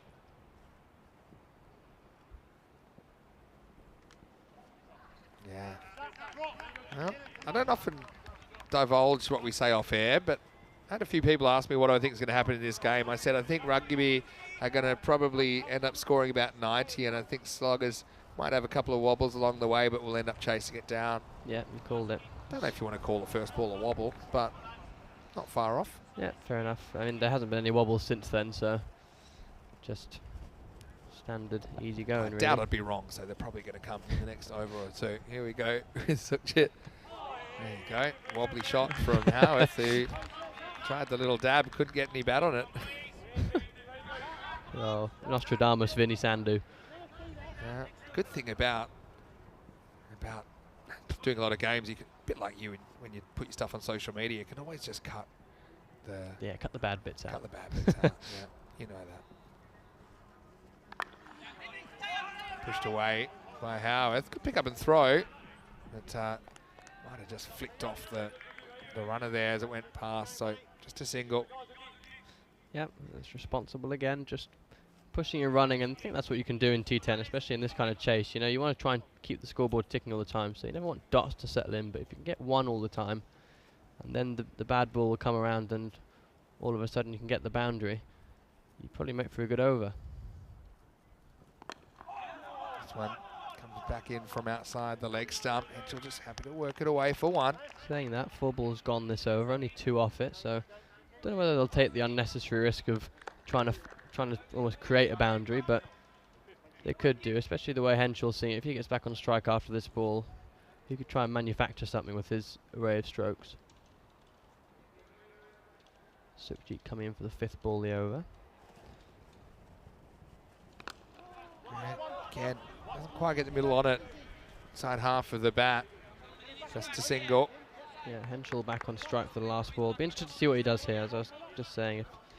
If he wants to try and manufacture a boundary and make it really comfortable, then he could, but at this stage I don't think you really need to, unless you're looking to really smash it everywhere in the set before the 7th. Yeah, things have been good here. Might be the over that kind of pushed Rugby in the hunt for that point. There's a bit of bat in this. Pitched outside leg stump anyway. Don't know if it was pad bat. Umpire doesn't signal. So that will take us to the end of the over. Score 63 for 1. Pretty optimistic, that. Yeah, never know if you don't ask, though. True. I love the surprise look when it was turned down as well. So that makes it a little bit more difficult. So 26 required of 30 balls for the win. You always take 18 balls off the balls. So instead of 26 off 30, it's 26 off 12. And so 13 and over. Interesting. There are some Bavaria fans who are hoping and praying around the ground. The Bavaria contingent are in. They want to see a good old-fashioned mauling here. Yeah, exactly. All right, here's Zach Simpson, the Duracell bunny. I mean, how good would it be if they were to get 1 point out of tonight, and all of a sudden Bavaria need to get 2 tomorrow? Yeah, exactly right. Well, first one's on the pitch barely by Simpson. He's got a really nice kind of load up in action, Zach. He's very fluid. And his bowling's actually improved a lot in the time I've been watching him. Even played a bit for the national team last year. It's pretty well bowled, uncontrolled by Henschel. Oh, there's no luck here for Rugby CC. In the end, it's an accidental stop between 2 feet. But the result will be 2 runs. Yeah, it's good stuff though. I mean, clearly they had some mental sort of communication going there that they could just get it back. How many feet was this? 1, One. 2, maybe even third little touch. Anyway, all's well that ends well. Wow, check this one out. Well, that's just gone. I mean, lucky he got some of it, but this looks like Q end of the bat. Yeah, And Simpson, that's the thing. He does. The ball just kind of stops him mid-pitch, doesn't it, when he bowls sometimes? in his head, in Henschel's head, that probably went over the stand, but just Nice for Henschel to try and hit one towards his family that have come in to watch him from the UK. bit of a miscue. Howarth goes down the ground. Simpson bowling well here. Advani fielding well. Keeps that to 1. So Rugby CC doing pretty well here. So what does that make it now? 9 balls remaining, and they need 21. Getting twitchy now. Drifting away, although with Henschel there, he could just go bang, bang. Could do it next over. Doesn't look like he wants to, though. Loving that, Rugby CC. I mean, that's the other thing. You've got a situation where sloggers probably don't need the point exactly. as They much. don't So, care what happens at the bottom of the table. Yeah. They're just Think they're above happy it. to take their win. Is that what the top 2 teams are like, are they? Yeah. Look down at everyone else. Anyway, Henschel does kind of throw the hands at this one, and I think it's going to hit the rope. 6, Maximo. And Henschel, he's certainly having a good time here at Europa Point. Reaches again. Love the wrists with that one. He's got that kind of high grip, so he really gets a lot of kind of pace down the other end of that bat. Moves to 45 in just 15 balls. Bavarian fans, they're up on their feet as well after that. Yeah, they'll be hoping. Nice ball the over. Oh, bold Zach. This is now an interesting situation if you're a Bavaria fan, because Sure is. it is now 14 off 6 technically. You said it. End of the 6th over. 75 for 1. Not the worst over by Simpson. He goes for 12 in that one. Half of them came with 1 hit. Yeah, ECL, of course, will be taking place in exactly 1 month. Calpe Giants representing Gibraltar. Okay, name a team. Go. I knew that was going to happen. Ginebra. Okay, good. Ginebra are one of the... I sometimes call it one of the lost teams because they qualified before, but it was in a pandemic year. Right. So Skanderborg from Denmark, they're also one of the lost teams. And Donnerstadt Group F, they're one of the lost teams as well. I think that's it, just looking at that. I'd be interested to see how Donnerstadt do, especially in a group obviously with Pakai Care and Independence. Yeah. Talon Stallions as well from Estonia were really handy last year. Yeah. They sort their bowling out. I Yeah, think, exactly. their Their batting really was fine. clicked. Saifu Rahman, the Baltic boss. The He's a 2 openers were Chris really Gale good. lookalike. Yeah. Played a bit with Saif, and yeah, he's a beast. So yeah, the lost teams, it's going to be extra special for them because they had qualified for an ECL, thought they were coming. Okay, because of pandemic, they couldn't play. So and now they've re-qualified. There are some other lost teams that we haven't been able to get back yet, like Swartzen in England, for example. Anyway, here we go. 13 off 5 for the point for Sloggers. Howarth. This one gets past the lawyer, but Roshan cleans up, keeps it to 1. Yeah, they wanted to. Could have maybe snuck it, but decided against it because again, they're not too worried about what happens in these next 4 balls. They're worried about what happens in the next 3.4 overs. So yeah, it's interesting. 12 required. Hit hard. Well, that had something on it, and it's going to go over Latine. Well, there's half of them. Oh, Bavaria fans, again, the applause coming in many ways, and the applause coming for Henschel, because that brings up his 50 as well, and he brings up the milestone in just 18 deliveries. That's the 4th time he's cleared the ropes tonight.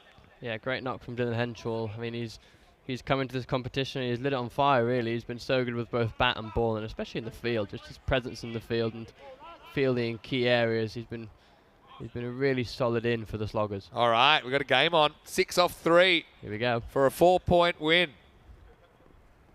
Sukhjit bowls. Oh, down leg side. That'll be a wide. I don't think it's hit anything. In fact, that might be 5 wides. I'll wait for the signal. Oh, it's... Leg buys, I think. Well, I actually think he might have said it's off the bat. I just saw the 4 signal. So maybe a little touch. Yeah, so umpire signalling that Henschel gets a touch on this.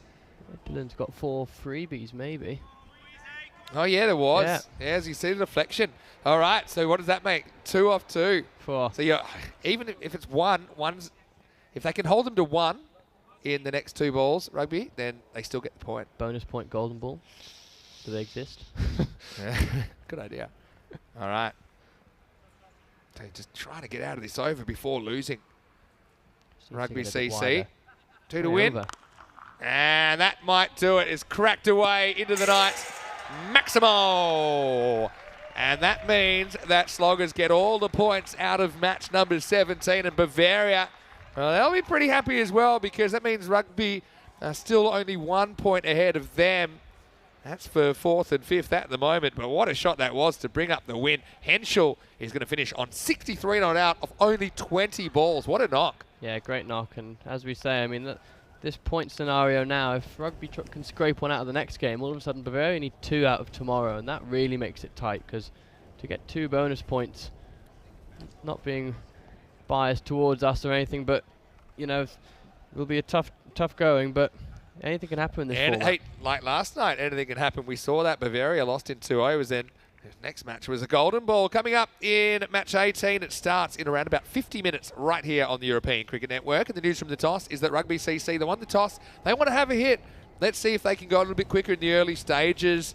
Adateo, I suppose you've got to keep him up there with Latine. Yeah, maybe Latine, he's already got his eye in. We saw him cracking a half-century in the first half of that game. But the second half was all Henschel, and he walks off victorious. Sloggers chasing it in 6.5, so they take all 4 points away. But it was a different story, because a rare royal duck as Lee Rimmer got castled by Ramage first ball. That brought Howarth out. There wasn't too much to shout about from that point forward, was there, for Rugby CC? No, Howarth played a good supporting role, to be fair to him, and then it was from there, it was just the Henschel show. You know, he has so many strokes all around the ground. You see here, going over long off, he goes over mid-wicket, goes through cover. You know, he's got all the shots in the book, so not helped by a couple of missed fields, but when you've got a player of his quality out there, if you don't take the single chance he's probably going to give you, then you're going to struggle to get him out, and you know, he made them pay the price. Yeah, that's the thing though, this form of the game, even good players will make mistakes, but there'll be sometimes they just won't. And I think this is one of those innings where you might call that a slight mistake. I don't know if you'd really call that a chance. Really. It was a little tiny deflection. And then this one, the elevated square cut, finished things in the 7th. That meant that Floggers, well, that's what the other teams might call them, but the Sloggers, they'll take all the points. And it was a good partnership between Henschel and Howarth. In fact, all 93 runs were in that second wicket partnership. As we look at the nighttime sky in Gibraltar, it was good night for Rugby CC there, who peaked very early. Rimmer went first ball to a nice little in-ducker from Ramage, but then Henschel took over 63 off 20. Howarth, also facing 20 balls, scored 18 and 12 extras in there. They bring it up with 19 balls to spare. And we didn't even see, for example, guys like K-Ness, who could have come out and played a role as well. Yep. Crom Williams, some more batting still to come, but not required in the first match of the night. As far as the bowlers went, Ramage got that only wicket, but everyone else found it pretty tough to stop the bleeding. Latine was okay with 11 off his over. Simpson, 12 of his over. Not the worst. Sukhjit as well. But I suppose the issue was that Advani, he went magical when he bowled in the power play, and from then, the Sloggers, particularly Henschel, just in cruise control, wasn't he? Yeah, exactly. You know, he's played a really good knock there, helped by 12 extras. Although that, you know, if you can keep that maybe to 4, could have got the point. But you don't really look at those things. You try and look for the win. And as you can see here, just ending off in game 1, Ian Latine with a really good knock of 53 not out in the first innings. Triplets, as you said, in the first with all the bowling figures, 1 for 14 between Dylan Henschel, Matt Williams, and JB. And then Sloggers, well, they just came out and knocked it off in quick fire, really. They Dylan did. Henschel, 63 not, and the rest of them didn't really have to do anything. That's the way the cookie crumbled in the first match of the night. But the doubleheader, of course, is on the way, second half of the doubleheader. I want to say thanks to you, Louis, because I know you've probably got to go now, but thanks for coming in and doing a game with me tonight. Again, Vinny. Hope you have a wonderful dinner. What do you think you'll have for dinner? I'm not too sure, to be fair. Fancy a burger tonight. Well, that Maximo better burger. come. I'd love for you to sneak into the chat during the second half of the game and and tell us what you have for dinner during food chat. That's my Well challenge done. to you. Right. Don't ever allow phones at the table, and thanks for making me hungry for a Maximo burger. I would love one of those right now. I'm going to have a bit to eat as well. We'll be back in around about 45 minutes to take you into match number 18, Rugby CC, winning the toss and having a hit. Can they get some points out of night number 9? We'll find out after this. Vinny Sando with you, Mr. Maximo, for ECN, with Louis Bruce, my special guest. Back shortly. I'm hungry for more ECSN in Gibraltar.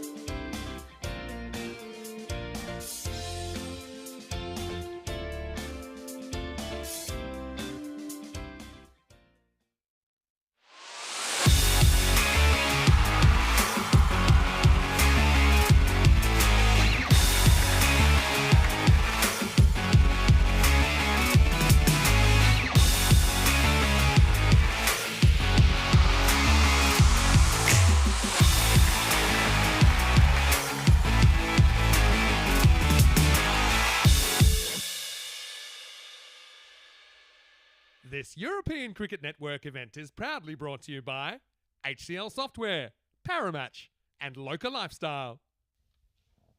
Buenas noches. Hello to you wherever you're watching from around the world. All the cricket lovers tuned in to this night of action in Gibraltar. It's night number 9 and match number 18 is on the way. Once again, we'll see Rugby CC taking on Sloggers a little bit earlier. Tyrone Peters was with the two captains in the middle. Let's see what happened at the coin toss.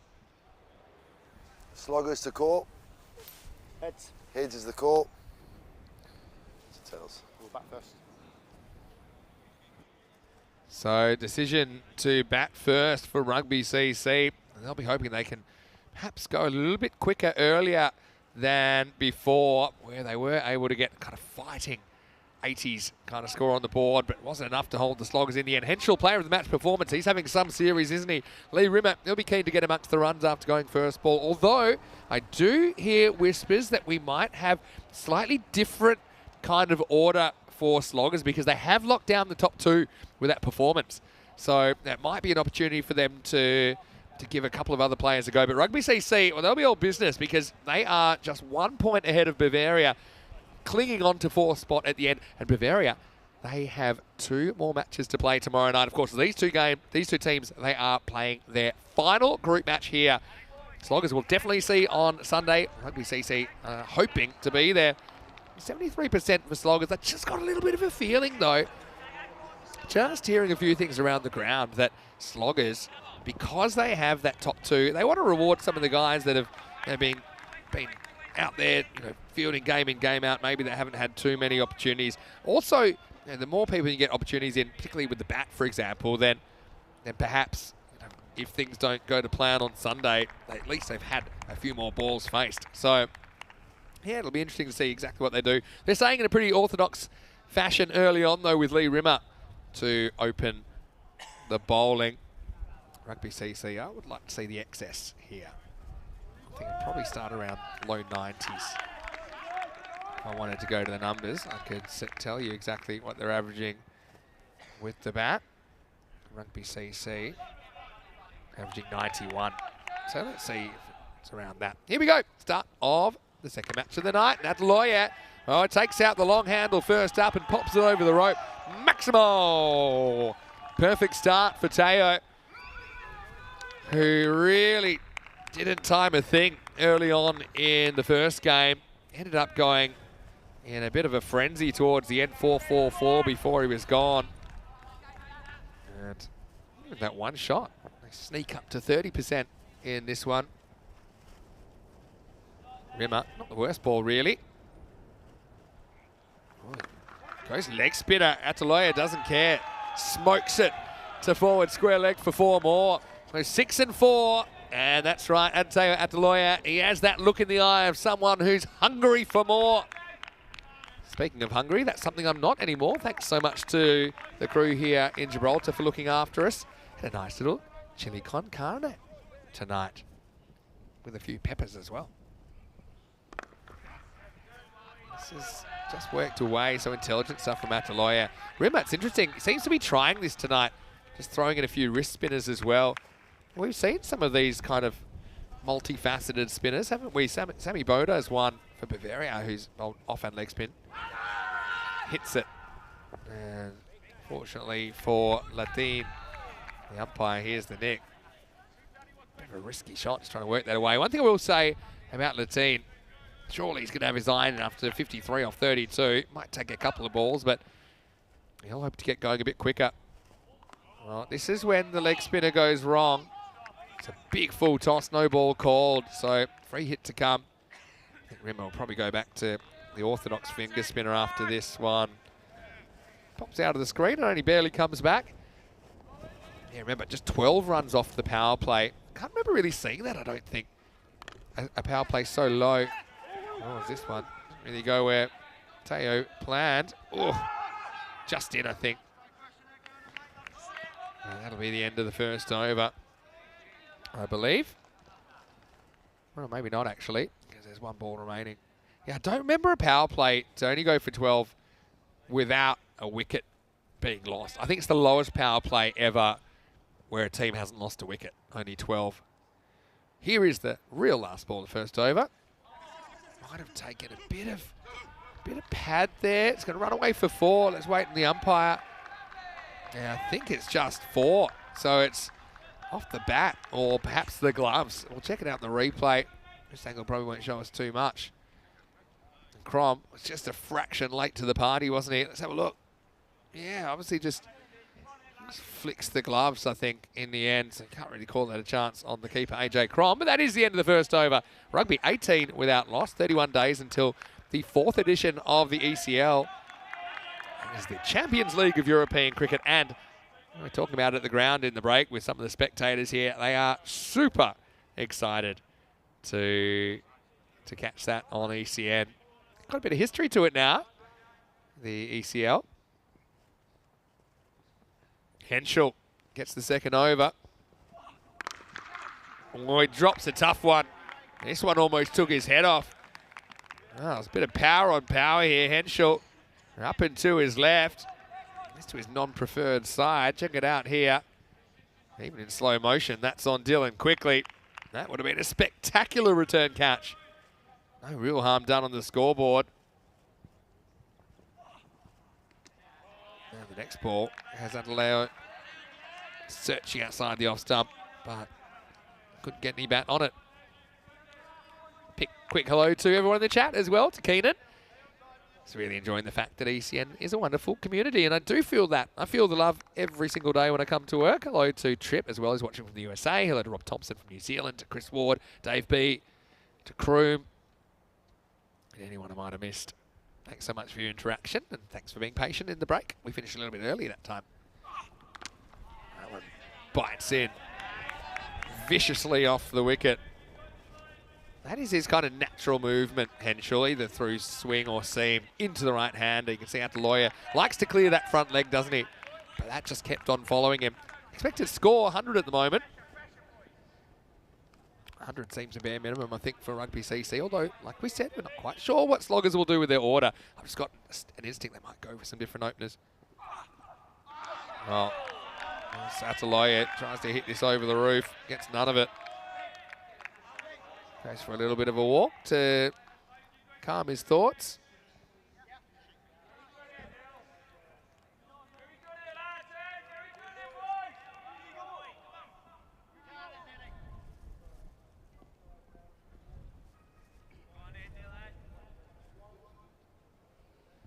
Ataloya, interesting battle this.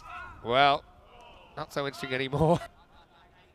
That's one way to avoid getting hit. That's the slower ball gone wrong. We saw one kind of go off the dartboard from Rimmer early. Yeah, on the charge, but yeah, just bounced before the line of the stump. So yeah, no ball called.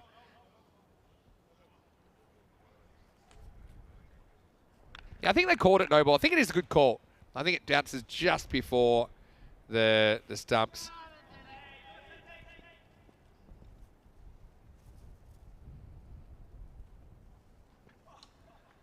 Back to live action. And big swing and a miss from Ataloya there. Disappointing, misses out on this. Again, stays outside the line of the ball there. Feels a bit criminal to let a ball miss the leg stump, but not get a wide for it by being so far outside the line with your body. And once again, Ataloya cut in half. Like a sushi chef, the way he sliced through there, Henschel, in the second over. And despite one going off the rails and being called a no ball, the rest was a maiden. There were 6 dots in that over, but 1 run comes off it in the end, and the score 19 without loss after 2. So this is where we're at in the table. So Sloggers top of the table. There's no way that they could drop out of the top 2 now, because Pirates already finished their 8 games. They got 16 points, and Sloggers already have more. But down the bottom is where it's getting pretty interesting, because Bavaria just 1 point behind Rugby. Rugby, this is their last chance to bring up any points. Last night was the lowest scoring night, actually, although maybe it doesn't tell the whole story, because there was a 2-over innings. Whoa, wow, Rimmer. That's Kevin Costner style in the bodyguard there, the way he jumped in front of this bullet. Check it out in the replay, thanks to Spring Productions. This is courage. Oh, that could have been ugly. Latine gets a single. Yeah, so only had 2 overs in second innings last night, the first game. And then the next game was a 7-over affair. Hello to Julian. Hello to Sarah as well. Great to have you with us. And a few spectators from the UK in for this one, particularly the Henshaw family. They've certainly been enjoying the facilities here. It's just missing the leg stump. And the team scamper through for a leg by.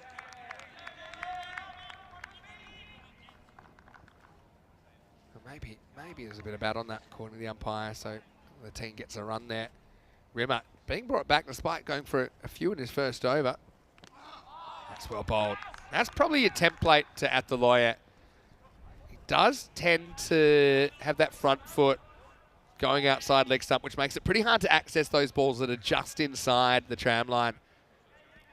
Well bowled by Lee.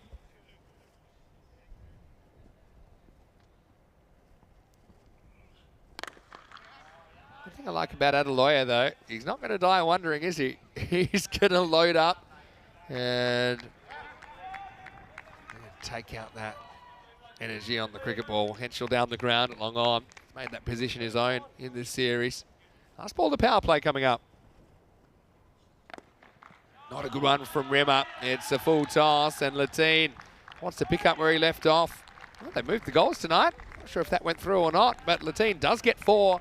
And at the end of the 3rd over, Rugby CC, after winning the toss, electing to bat here in match number 18. They are 27 without loss.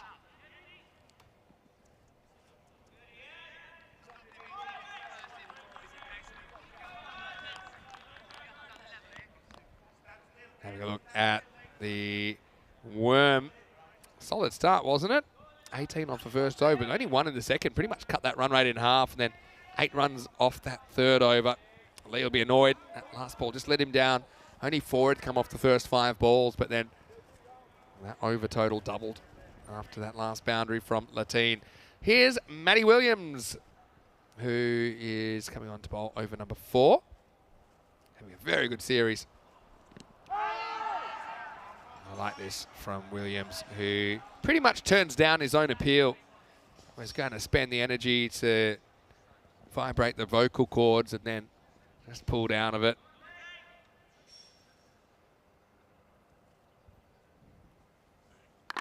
Oh, hanging full toss this time. I only get 1 for it. There's Jawad Bukhari out there. This one seems like it's okay coming down enough. Oh, that's an interesting one. Probably for me, just okay. All right, it's been called. Yeah, it's one of those ones on the cusp. So, bit of doubt there. They do say waist high or above. There is some contention about where the waist is, but Williams, he'll know it wasn't a good delivery. Latine gets the free hit. In the end, just get the 1. I don't mind that. I mean, letter of the law, might have hit him in the box, but yeah, it's not very cricket-like to be bowling those kind of full deliveries that might hit the batter there. No harm, no foul. This one does turn a bit from Williams, and At the Lawyer opens the shoulders but only gets 1. Bukhari, I see him have a new shirt tonight, or maybe he's put that one through the laundry because he spilt some blood from the team the other night.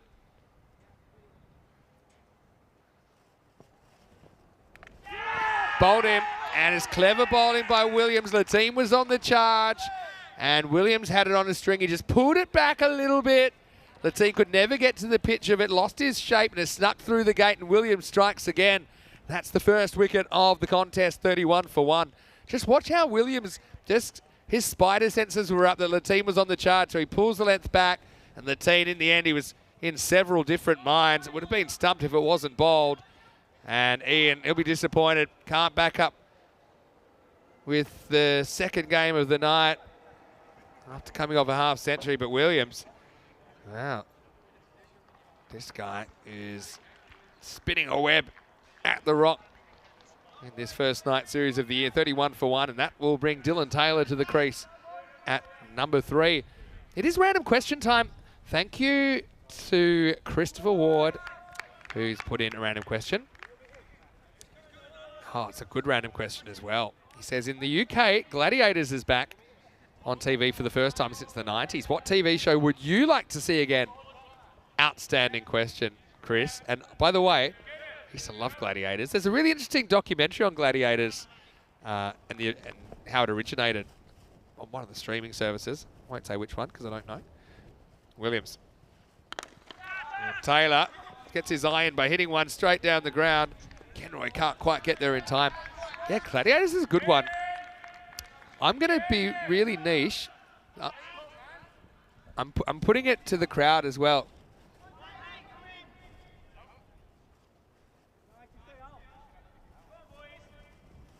Oh, Cell Block H. I've heard of that. That's Richie Cunningham in the background. He's giving me his thoughts. Oh, it's Funker Clock. That's a lawyer. Steps across. And you only get one for it. If you're talking about kind of game shows you could replicate, I'm going to go quite niche in Australian as well. There used to be the show called Don't Forget Your Toothbrush. And I don't know, Ravi's with me as well. Was it in the UK as well? They pulled it because I think they just gave away too many prizes, like in the 2 years that I saw it. 4 overs down here, 33 for 1 at the Rock.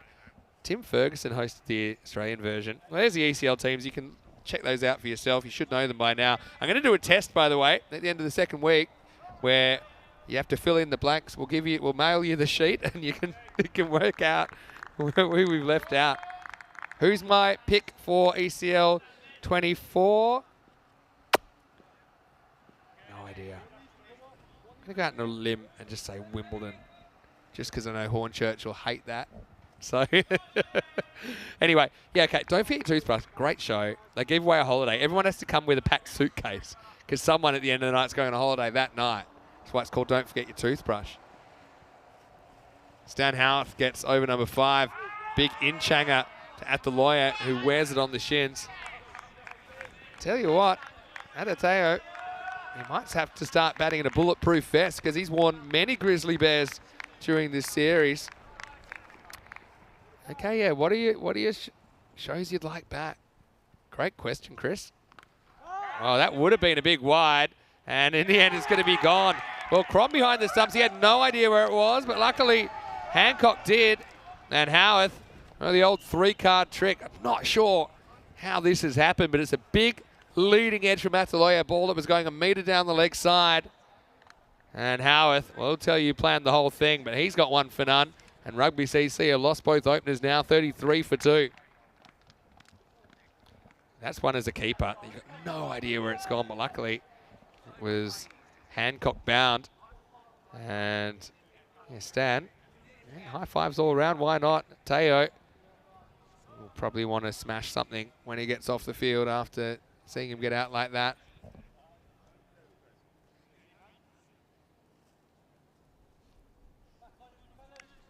Mark Garrett's just popped into the commentary box and he's shown me. I asked last night, he got hit in the shin. I said I want to see the bruise. It looked like it had been zoomed in an unreasonable amount, but he basically has 3 knees now. Mark Garrett, if you're watching last night, he fielded one off his own bowling with his shin. Here's Howarth. Advani gets hit on the back pad and he's gone. And so it's going to be a golden duck. And Howarth is on a hat trick. Well, this one just came in and Advani didn't pick the swing. And for that one for me, it probably hits him on off. My concern was, did it hit him outside the line? Probably umpire's call on the impact. Probably maybe some of the ball I think is in line with off. But, yeah, well, he misses it by some distance. And Howarth, he likes it. And the umpire pretty much had his finger up before the ball had hit the ground again. Advani's got some company as he walks off, and suddenly Rugby CC, after a promising start, it's the same old story for them. It's 33 for 3. Derek's in good shape, although we wouldn't mind seeing a peacock, Derek. Let's have another look here. Yeah, I mean, for me, it's umpire's call. If you, I mean, some people call me a human ball tracker. But I think if you go on impact, maybe not half the ball's in line with off, but some is. So I think it's a fair decision. But I suppose the thing with Houth is bowled a ball that Advani couldn't hit. No doubt for me it was going on to hit the stumps. So now we've got Taylor and Marples there trying to pick up the pieces after 3 quick wickets. Yeah, I want more TV shows, please. Right, Taylor in the air. Is it going to get there? Well, it does, but not by the route that was planned. Henschel grabs his knee as he hits the ground. It's another drop over. Well, Kenroy, he's first on the scene and he knows what that feels like because that's what happened earlier, but hopefully Henschel's all right. Must have been when the knee hit the ground, took the impact. He's bending it, so it makes me think it's probably just a bit of a bruise coming in. It's no real structural damage, but this will be an interesting replay. I was concerned for Taylor, especially with Henschel prowling. Bang, right knee into the turf. Probably, if I'm completely honest, Henschel slightly too far in there. If he'd stayed kind of just inside the rope, then he probably takes that one shoulder high. Last ball of the over. Houth might have had 3 there. Edged away and almost held. In fact, it's going to end up running for 4. But I think that's James Scott there. Now, he sustained an injury of his own. Was classic walking wounded in the warm-up. He got hit in the ankle, but he's not really able to turn that into a catch, and that'll be the end of the 5th over. 44 for 3. All right, so it seems like there's a few comedies in here. Last of the Summer One, haven't heard of that one. Steptoe and Son, yes, I've heard of that. What was the one with Michael Crawford? Someone help me out here. The English people around. The one where he's always going, Betty. Yeah, Sick Ravi can't work it out either. Dad's Army. Well, some cricket teams resemble that. Sarah, thank you. Hello, hello. Very good one. Even though I didn't get any of the references at the time, I was too young. Open all hours, also a very good one. All right, 6th overtime. Here's Kenroy, back from bowling purgatory. He's only bowled 1 over in the series. And I was worried that it could be our first multi-day over, the way it was going at one point. Only Fools and Horses. That's Ravi's pick, but I'm still... It's such an obvious one. What's the one with Michael Crawford? Help me out. Oh, some mothers do have him. That's what it was. Meanwhile, I'm trying to just say something else. I'm not concentrating on the fact that Kenroy has sprayed that one several metres down the leg side, and that was his problem. Had the yips when we saw sloggers at the start of the tournament. I want some more. How about some American ones? Come on. Whoa. What a ball. Might have been a noise there if Marples hit his own pad. But Kenroy, after bowling a ball that he might have hit the side wall first, and then he comes up with this next. Look at this. Angles in, jumps, jacks away. AJ Crom likes it. If you're hitting this, you're in good form. Poor Joey, at least he was lucky enough not to hit that. Now I think that's a wide. Oh, Kenroy's not going to get away with that. Because, okay, he does step towards the ball here, Marples, but I don't think he goes early. It's just a blown call, I think. Kenroy gives the umpire a little wink on the way past. They've got some sort of mutual understanding, I think. Marples. Be happy he didn't go to that Jaffa. Henschel. Didn't even need the magic spray for him to recover pretty quickly. Oh, Charlie Hunt's popped in. And I think he likes Little Britain. He's saying Little Britain is bitty. Is that your thing I was saying when it was Michael Crawford? I'm trying to think of some other ones. Look at the field, mate. Look at the field. Yeah, we need 4 men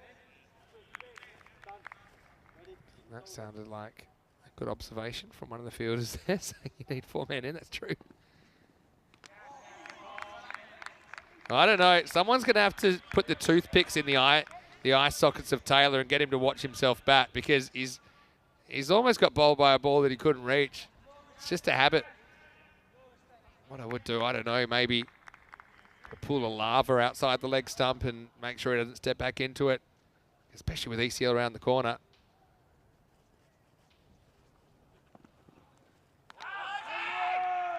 Oh, hold on a sec.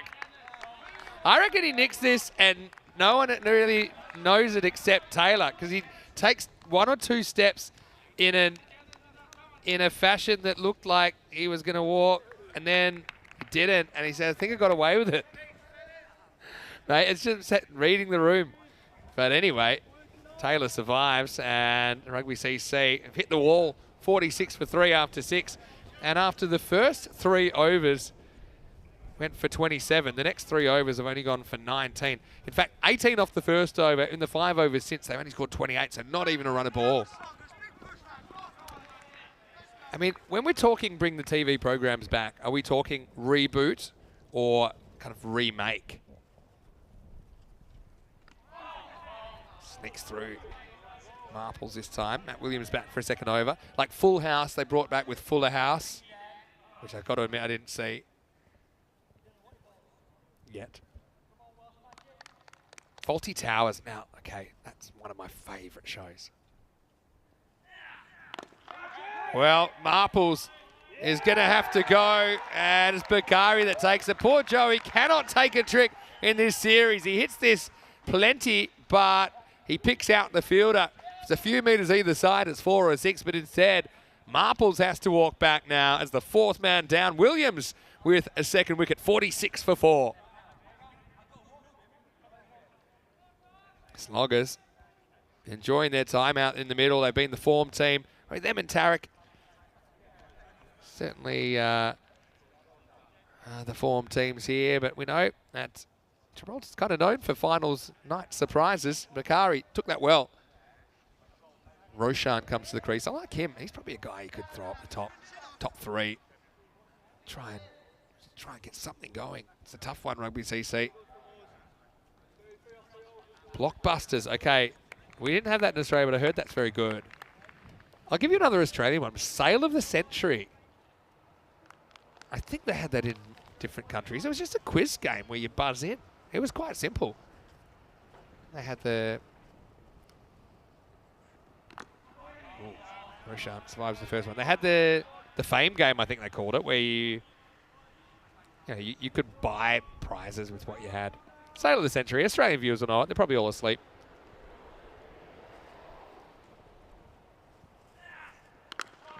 Well, Charlie Hunt's popped in, and he said that he's here to see someone who commentated last year finally get some runs. And he's talking about Marples. Well, the bad news is Charlie's already said never mind. The Marples show is over. You can see him keep second innings. Roshan gets off the mark at the 3rd attempt. Williams just seems to have the measure of most batters in this series. Absolutely fabulous. That was pretty good. Going back to Faulty Towers, there were only ever 12 episodes, and I just heard it was one of the shows I watched as a kid, and I still love it. I just heard they never thought they could make them as good as that, so they stopped making them. You got to give credit, not kind of cashing in on a cash cow.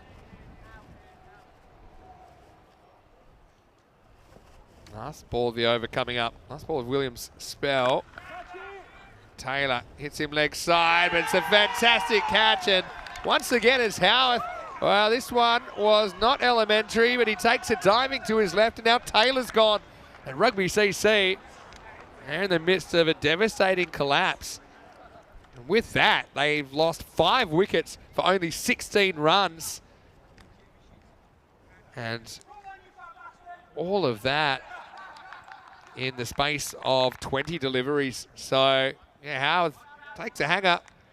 The young man, he just made it look like it was all in a day's work. I suppose it was. End of the 7th over, and Rugby CC 47 for 5. We'll finish off the qualifying matches tomorrow night with Bavaria versus Turek. Now, Bavaria, they are in 5th place, and they're going to have to score enough points to knock out Rugby tomorrow night against Turek, who have been one of the form sides, like we just said. It's 5:45 p.m. tomorrow GMT, which is 6:45 in Central Europe and 11:15 in India. Get your dose of cricket at the Rock. Of course, big day tomorrow because in the morning we start Elimination Day in Cyprus.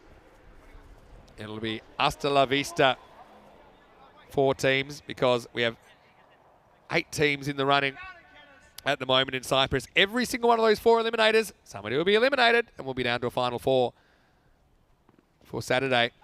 Bowled him as Roshan plays around to Yorker and Big Keynes is back. And yeah, I think his teammates enjoy it as well. Just rocks up, bowls this on the middle stump, and this collapse gets even worse. It's now 6 for 16 that they've lost in 21 deliveries. Roshan just kind of held his position, but then got yorked. Couldn't do much with it. Kenroy plays his cards close to his chest, acted like that's what he planned all along. Guess he did. 47 for 6.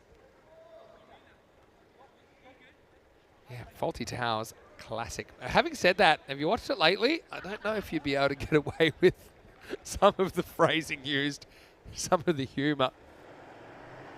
But I hope they always have it so we can watch it. She's grandfather in some of these things, even if they're a bit insensitive in our time, my opinion.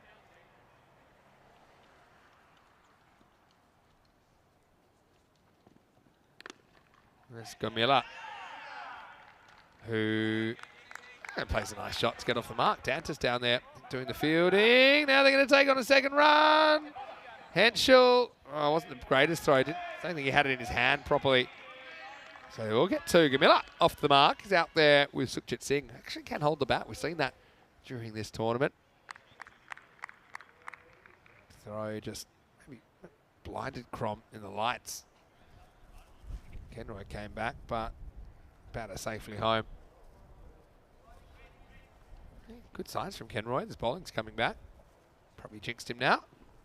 Oh, yeah. Oh, he's bowled him. Wow, can you believe it? He followed Gomila, and no good deed goes unpunished here in match 18 because Gomila hustled back for the overthrow. And this follows him, and he basically punches it onto his own stumps. And we'll check it out on the replay. Actually might have got a bit of the something else as well. I'm trying to work out exactly what this... I think it's gone glove to back shoulder and down onto the stumps.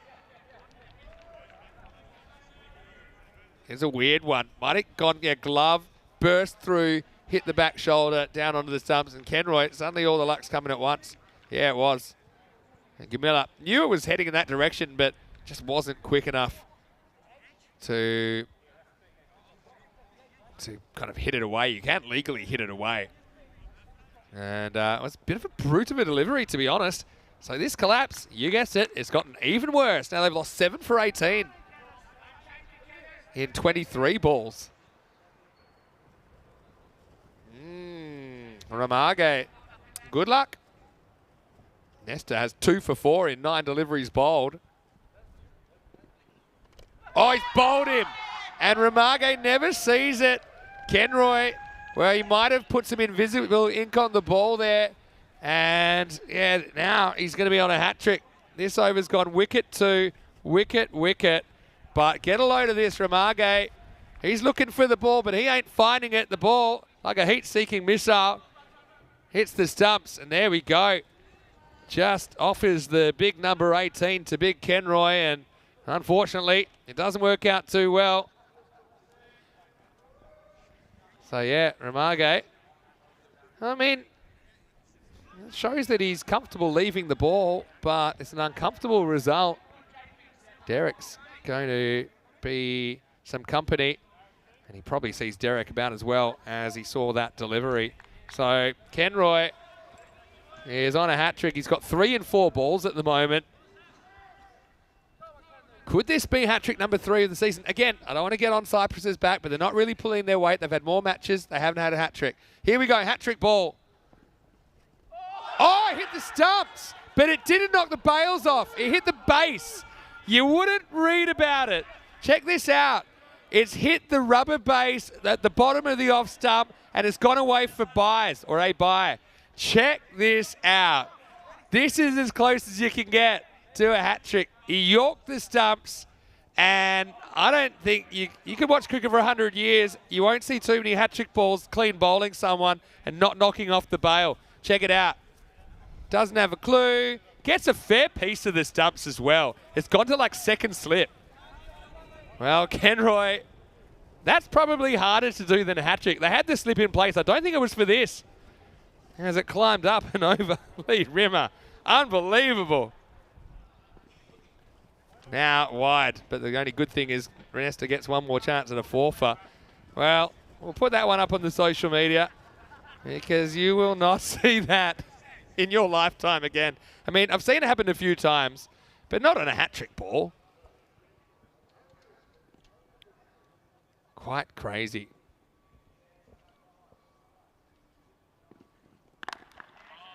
Well done by Sukhjit, who keeps this out. And in fact, he's been there for a while. He's lost a few partners. Hasn't really faced yet. That'll be the end of a pretty incredible spell from Nesta. That over goes 3 for 4. Only 3 off his analysis because of the bye. Poor Crom wearing that bye. But yeah, 3 for 5 his figures. Look at that collapse.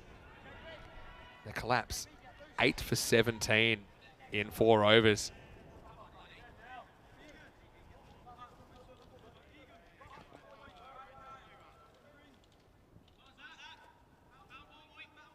All right, well, this one's gone off a cliff for Rugby CC, and Henshaw is going to come back, so good luck. Over number 9. Simpson, not really known for his batting. He might be in trouble on the run out here. I think he's gone, you know. And I think they're going to have a look at this, but I just don't think that Zach gets the bat down. I think that he's going to be short. He's slow to take off. He's looking over his shoulder, and well, he might, because for me, there we go, bat in the air. And so unfortunately for Zach, that'll be a duck for him. Oh, Zach disappointed, but has to go. But each cloud has a silver lining, and we do have our first Peacock Derrick of the night, and Zach Simpson couldn't happen to a nicer guy either.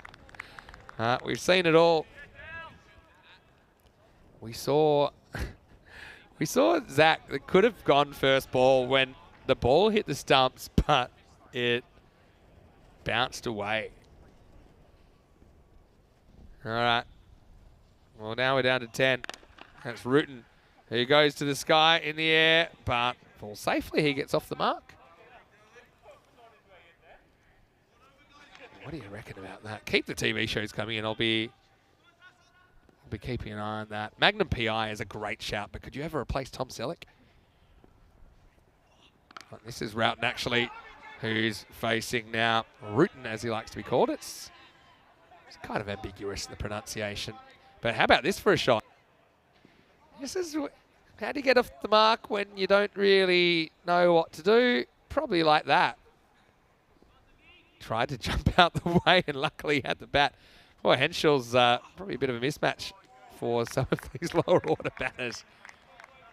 I mean, they might bat out the 10 here. Maybe not. Tell you what, Bavaria, they're loving life at the moment because Rugby CC can't take even a point out of this. Makes the task a bit easier for Bavaria. Also, we yet to see what kind of batting lineup Sloggers put out in the second innings. Well, that's a no-y. It's just going to go through everybody, including AJ Crom. So a bit of a bonus for Rugby CC. There'll be 5 extras. It's your classic Minimo. I think it might have been a slow ball attempt, just kind of like held back in the palm a little bit, maybe a bit of a backspin of it. Cromie saying that was my fault, but it's not an easy one for the keeper, especially someone with the pace of Henshaw. Anyway, 58 for 9. Can they swing their way into the 60s? Big swing from Sukhjit. Goes between him and the stumps. This has been quite a remarkable collapse.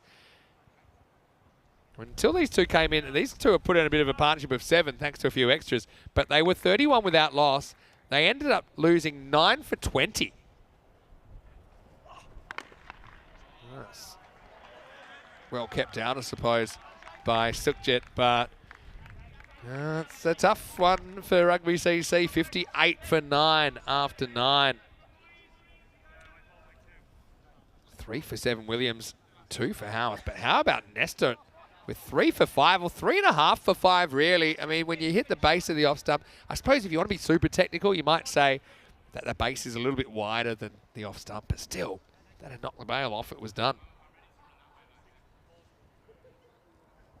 Yeah, who's... Okay, apparently there is a Magnum PI. Maybe tell me who's playing Magnum. Bakari just going to get the one over here in the 10th. Yeah, Rutan could have had a wide, but it became a human shield. Bakari probably feels like got away with one there. Next ball outside the off stump.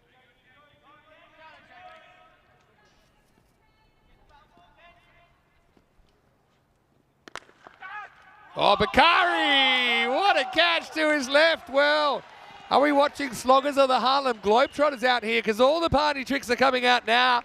Bakari goes with 2, sticks in 1, and then he says, let's get out of here, guys. It's all out 59. Oh, Rutan actually got a fair piece of this, but he dives with 2. Couldn't reach it, except for with 1. Sticks in the fingertips of the left hand. Oh, Bakari turning the clock back. And I felt the rock shook as he fell with the ball in the left hand. And Rugby CC, they lose all 10 wickets in the space of 28 runs in the last 34 balls. So it's all smiles for sloggers, but Rugby CC, again, it's kind of a microcosm of how their tournament's gone so far. Losing the top and then the middle and the lower order collapsing in calamitous fashion. Let's go back and look at the highlights. And it was all fine, wasn't it? With Latine and Adeteo smacking the bejesus out of the ball. And Henschel was almost caught in the crossfire. But then it all started to unravel. Latine was out in the 4th over. It was clever bowling by Williams to pull the length back a little bit. And Adeteo at the lawyer, a leading edge to a ball that was missing the stumps by a long way. But Howarth was the beneficiary of that wicket, well caught by Hancock. And then it was all kicking off. Advani went for a golden duck. Howarth, he might have had another one here. Henschel acrobatically trying to pull that one back into the field of play. Fell on his knee. Seemed okay by the end of the innings, but it was a 6. They needed all the help they could get. Marple's got plenty of that, but he picked out Bakari in the outfield. And Taylor hold out. Again, sloggers holding most of their catches here, and that is important. Kenroy came on, and the first one was so wide that we couldn't find it on the radar, but then he just started bowling heat.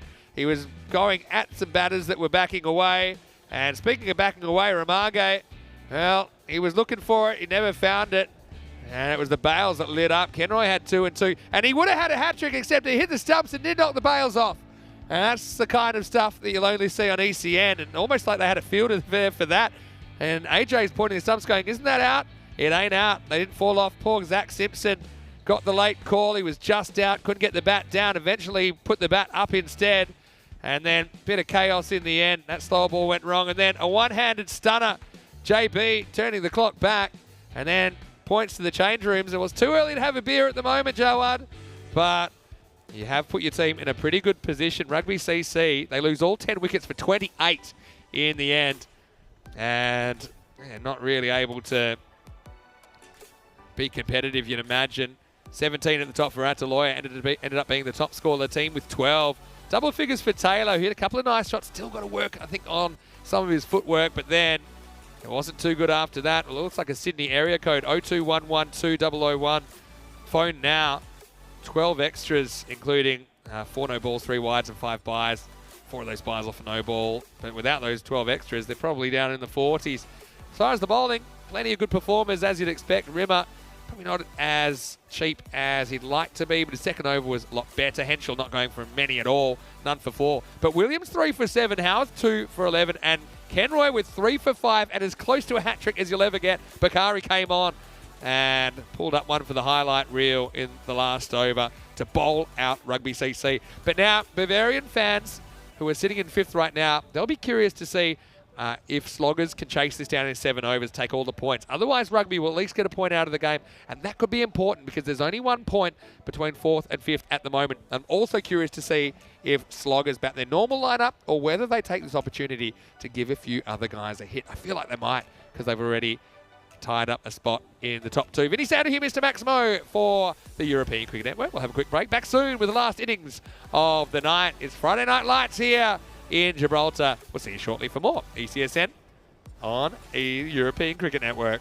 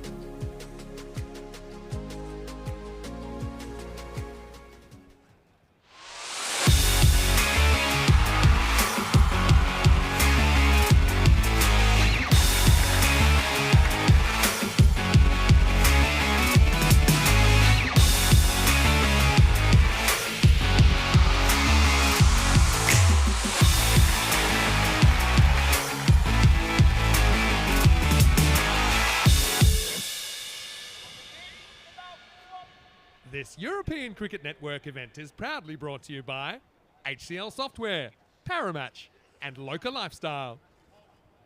Hello and welcome back to Europa Point here in Gibraltar. It's time for the last innings of the night. Rugby CC versus Sloggers, and Sloggers going out there to chase just 60 runs. Rugby CC fell off a cliff in that first innings. They went 31 without loss, but ended up being all out for 59, leaving 4 balls on the table. So 60 is the target, of course.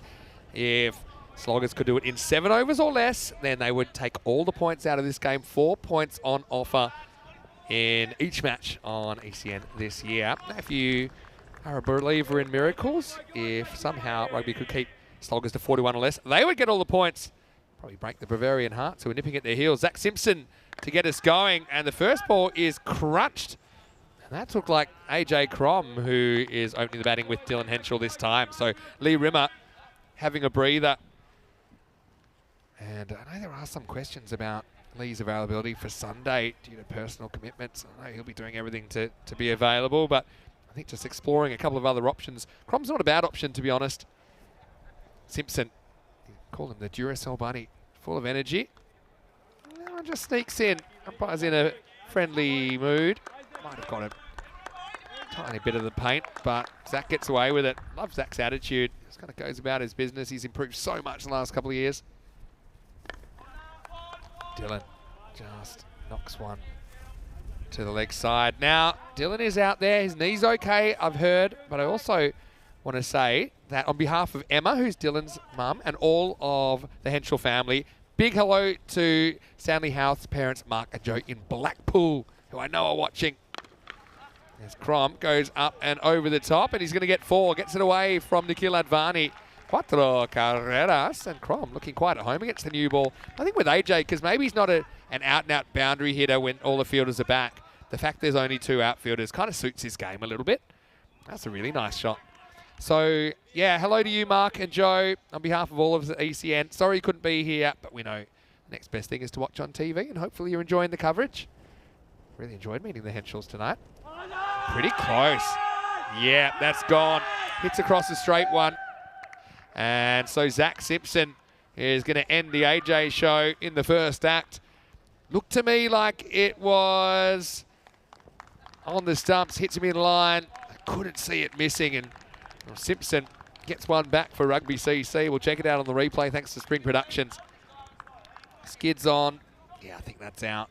I don't think that's missing leg. And disappointment for AJ. It's always a risk when you're trying to play across the ball that's on the stumps, and he pays the price. And it's 6 for 1 in the first over.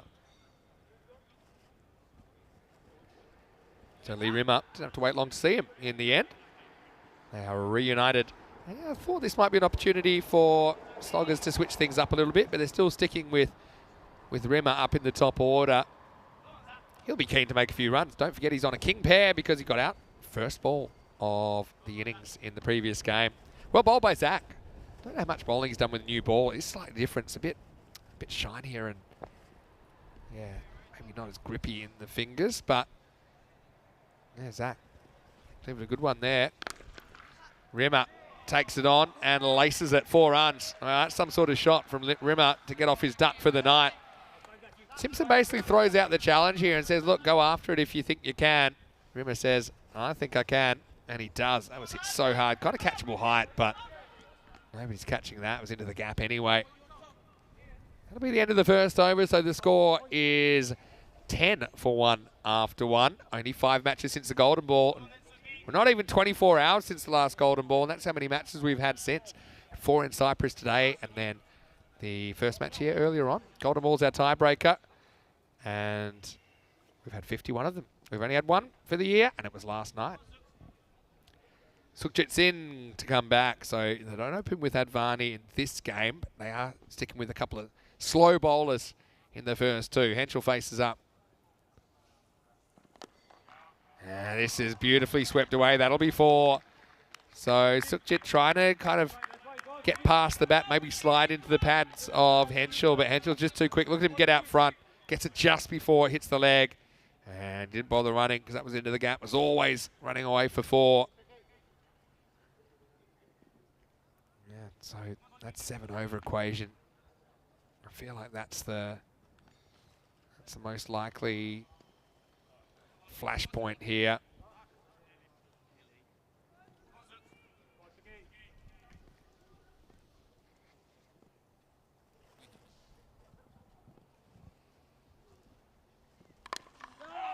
Played off the back foot this time, sliced away. Once again, he's found the gap, and it's 4 more. And Sloggers just going about their merry way. Yeah, I'm interested to see Rimmer in at 3. I would have thought maybe it's a chance to bat Nestor, because he was the ultimate Jekyll and Hyde earlier in the competition.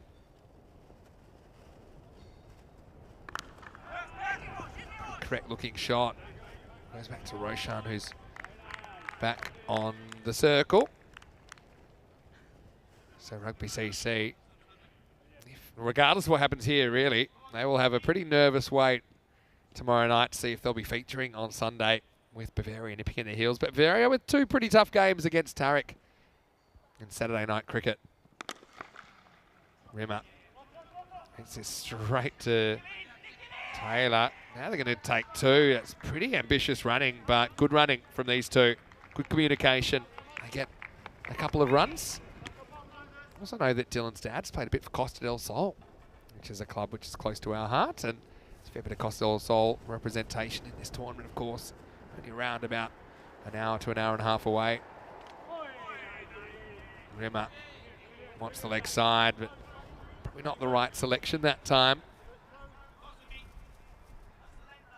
Thanks everyone for all the TV shows you've been putting in the chat. People are wondering what putting down the TV shows they'd like brought back. That's a random question.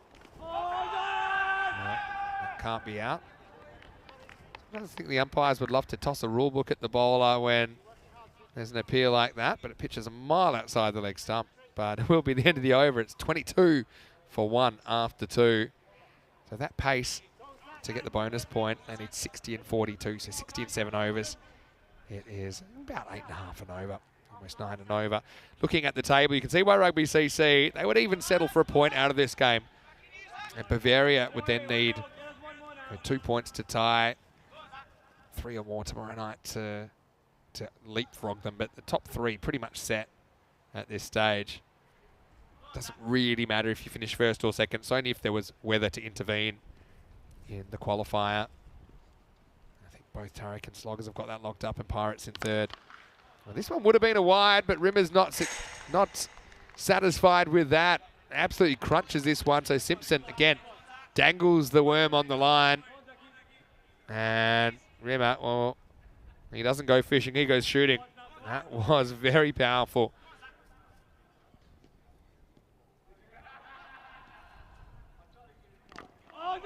Yeah, that might be the play to Rimmer, because he balls off the stumps. He seems like he's hitting those very well. But if he goes straight, he has had that kind of series where he's missed a few straight ones. So I think that's probably a better line from Zach.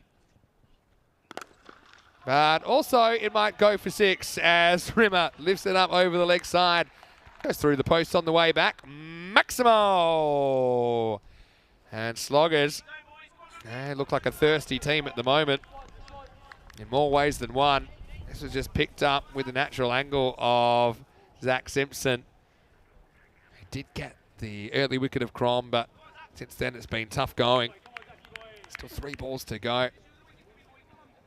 Thing is, whoever does make the 4 out of Rugby and Bavaria, they're going to have to turn around their fortunes to challenge the other teams. Now Rimmer goes after another one, and this also has the legs. Maximo! Back-to-back for Lee Rimmer, who rolls the dice, and it comes up double 6s, and Simpson has a few things to think about. This over's gone 4.66, and it might go magical. Peacock Friday, but it's Sloggers putting on a show at the moment. Oh, now this one goes over the top, and that'll be 4. As Rimmer does make it go magical now. Have a look at this. I wonder if Cromie touched the stumps here. Oh, he must have. Not really technical, but... So, pardon me, that's Joey Marples behind the stumps now. But if you touch the stumps before... Whoa. not getting in the way of that. No, thank you. That'll be 4 more. And Rimmer, well, this over has now gone for 24. And Zach had the early highlight, but that was about it. Ends up with figures of 1 for 34 of his 2. And that's the end of the power play. 46 for 1. Now, it seems like a matter of time before Sloggers bring up the 14 runs required to bring up the victory. Yeah, that was an interesting one. Again, to be technical, but I saw the bail light up, which meant the stumps were touched. If you were to not remain completely behind the stumps as a keeper, or the line of the stumps, until you can't break the line of the stumps or touch the stumps until the ball's hit by the batter or it's past the stumps. And that's why I'd say that Joey just getting a bit close there. Might have been a no ball, if you want to be very technical. Roshan is going to be the new bowler. You start to wonder if this will even go to a 5th over.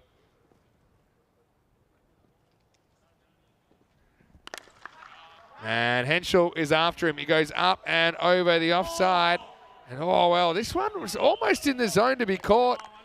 In the end, it sneaks across the line. Ramage has had a bit of a night to forget as well. Although he did come up with an early wicket. He hasn't had too many more highlights. That'll be 4. Roshan with a wry smile. At least his neck's warm. 50's up for Sloggers. Just 10 more required. Good leave by Henschel. Didn't want to mess with the wide. Yeah, well, that's probably getting less and less likely. We did see 56 defended. That was last year. Record that hadn't been broken for a long time. It stood for over a year. Prague Tigers defended 60 on their first ever day in ECN cricket. Oh, and he's bowled him. Shown too much of the furniture to Roshan. So Henschel trying the party trick, but in the end, he's the one that gets fooled, out for 14. And Roshan with a consolation wicket for Rugby CC. It's 51 for 2. And Roshan saying, yeah, well, I just put the ball in the stumps and hoped for the best, and sheepishly turns around. At least he can say that he's dismissed one of the better players in the competition. Just got outside the front pad. A lot of people, when they see the batter moving, they like to follow the batter, but I feel like the batter's like that. I still think the odds are get the ball in the stumps.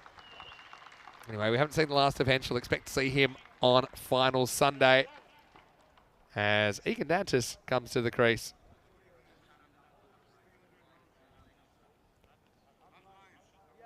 Yeah, Egan, another guy who puts a lot of work into cricket in the area.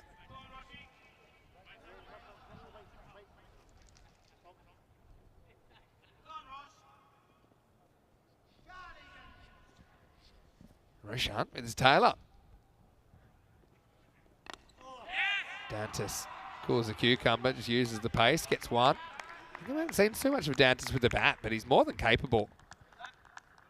I think probably from here, if they do need anyone else, they'll probably go for a few batters that haven't had too much of a chance in the series. Looks like they've even got that bonus point locked up. They need 8 off 21 for that. They're wide. Marples makes a partial stop, but they'll get through for a physical run as well. I'll give you one. I think it's still going. Speaking of TV shows, Whose Line Is It Anyway? That's very good. I think it's still going though, so maybe it doesn't qualify as a TV show we'd like to bring back. Oh, well, the latest of late cuts here. And now it's Dantas putting on a show. I think this has gone for 4. Yeah, but it's pretty much taken out of Joey Marple's gloves. Check out it on the replay. Joey tries to block it a la the NBA, but it's well over him. And that takes us even closer to the end of the night. In fact, just 2 runs required now. And it's going to be a big, big win for Sloggers. And Rugby CC will finish the night clinging on to 4th. Nice shot by Dantas. He's going to tie the scores here. It might be Rimmer that is able to score the winning run. Having said that, I know Lee, and he's such a good teammate, he might just block this so that Dantas gets to hit the winning run. Or he might smash it. Let's see.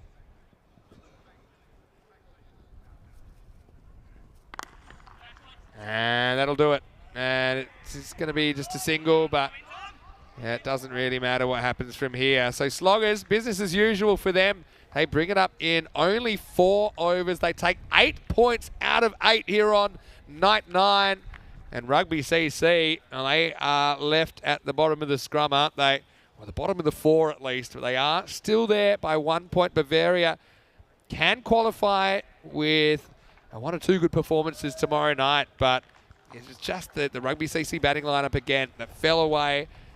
There's a big collapse in the first innings of that game. They lost all 10 wickets for 28, and that 59 was never going to be competitive. Just a reminder, coming up tomorrow, it's Elimination Day.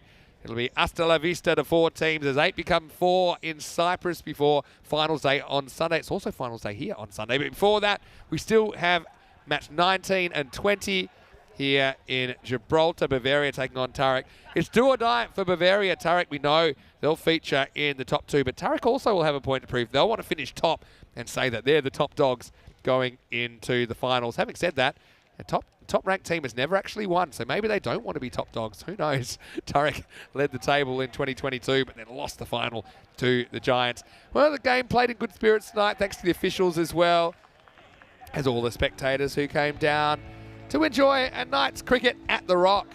But it was Rugby CC who had a real tough time of it. Despite that wicket, Zach Simpson was able to get one past Crom, who started pretty well. But really, there wasn't a lot to crow about with Sloggers getting put to the sword. They were doing the fencing, to be honest. It was the Rugby CC bowlers that were having a tough time. Rimmer seems to be batting better and better. He finishes 31 off 11 in this one. Hit some really good shots. Had the benefit of the field up for most of the time that he was there. Henschel tried a party trick. Unfortunately, wasn't able to get the bat on this. Roshan with the consolation wicket, but this game wasn't much longer for this world. And Dantas played a bit of a cameo with some nice stroke play there along with Rimmer. They finished it off. And they did it with 36 balls to spare. Big thanks to everyone in the chat as well. To John Gray, to Dave B, to Trip, to Rajendra, and to Tom Watkins, to Alan, and everyone in there that has been contributing. It was great that we were able to have a bit of a conversation about some TV shows, but unfortunately it was cut short because we finished very early tonight. 31 for Rimmer. Played some very good shots there. Well, he certainly needs to find a way to get available Sunday because he's just playing too well not to be a part of the Sloggers lineup.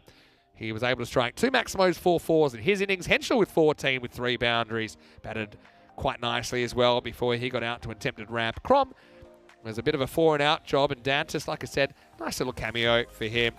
But this really was never in doubt, was it? 3 bowlers used. Simpson did pick up a wicket, although he had a bit of a tough time in his second over. And Roshan with a wicket as well. Sukhjit with an over.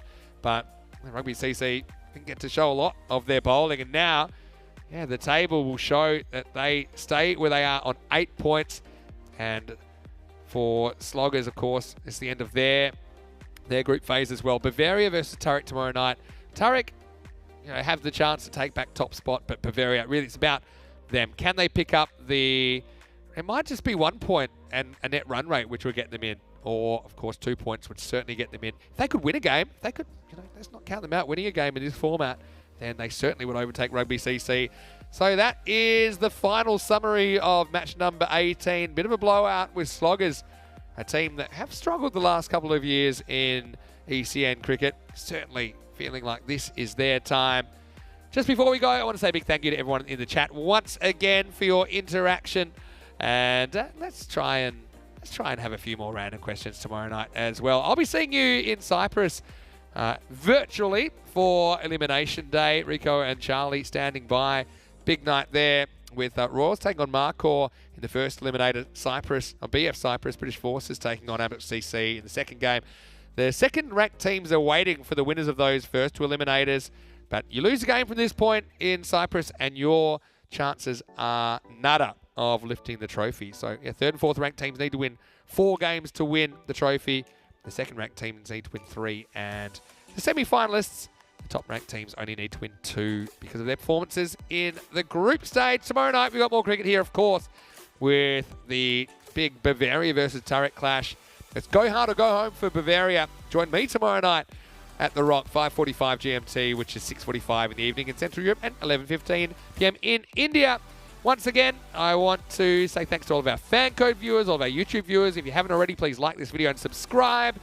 And today we ticked over to 381,000 subscribers. Also, I want to remind everyone, if you haven't already, check out our social media. There's going to be some interesting stuff on there tonight. Ken Roy hitting the stumps and not getting a hat trick. Well, he's probably going to go and file a police report for a missing hat trick because he did everything but knock off the bails. And finally, don't forget to go to our website, EuropeanCricket.com, for all the information of not just this tournament, but the other tournaments going on at the moment and the tournaments to come. From everyone here at ECN and the European Cricket family, on behalf of all the officials, players and spectators here in Gib, hopefully you had as much fun as we did tonight. We'll see you tomorrow. It'll be Saturday Night Fever. Big weekend of cricket coming up to finish these 2 series on ECN. And I'll see you tomorrow here at The Rock for more ECSN. Here's some of the best bits of night number 9. For now, it's hasta mañana.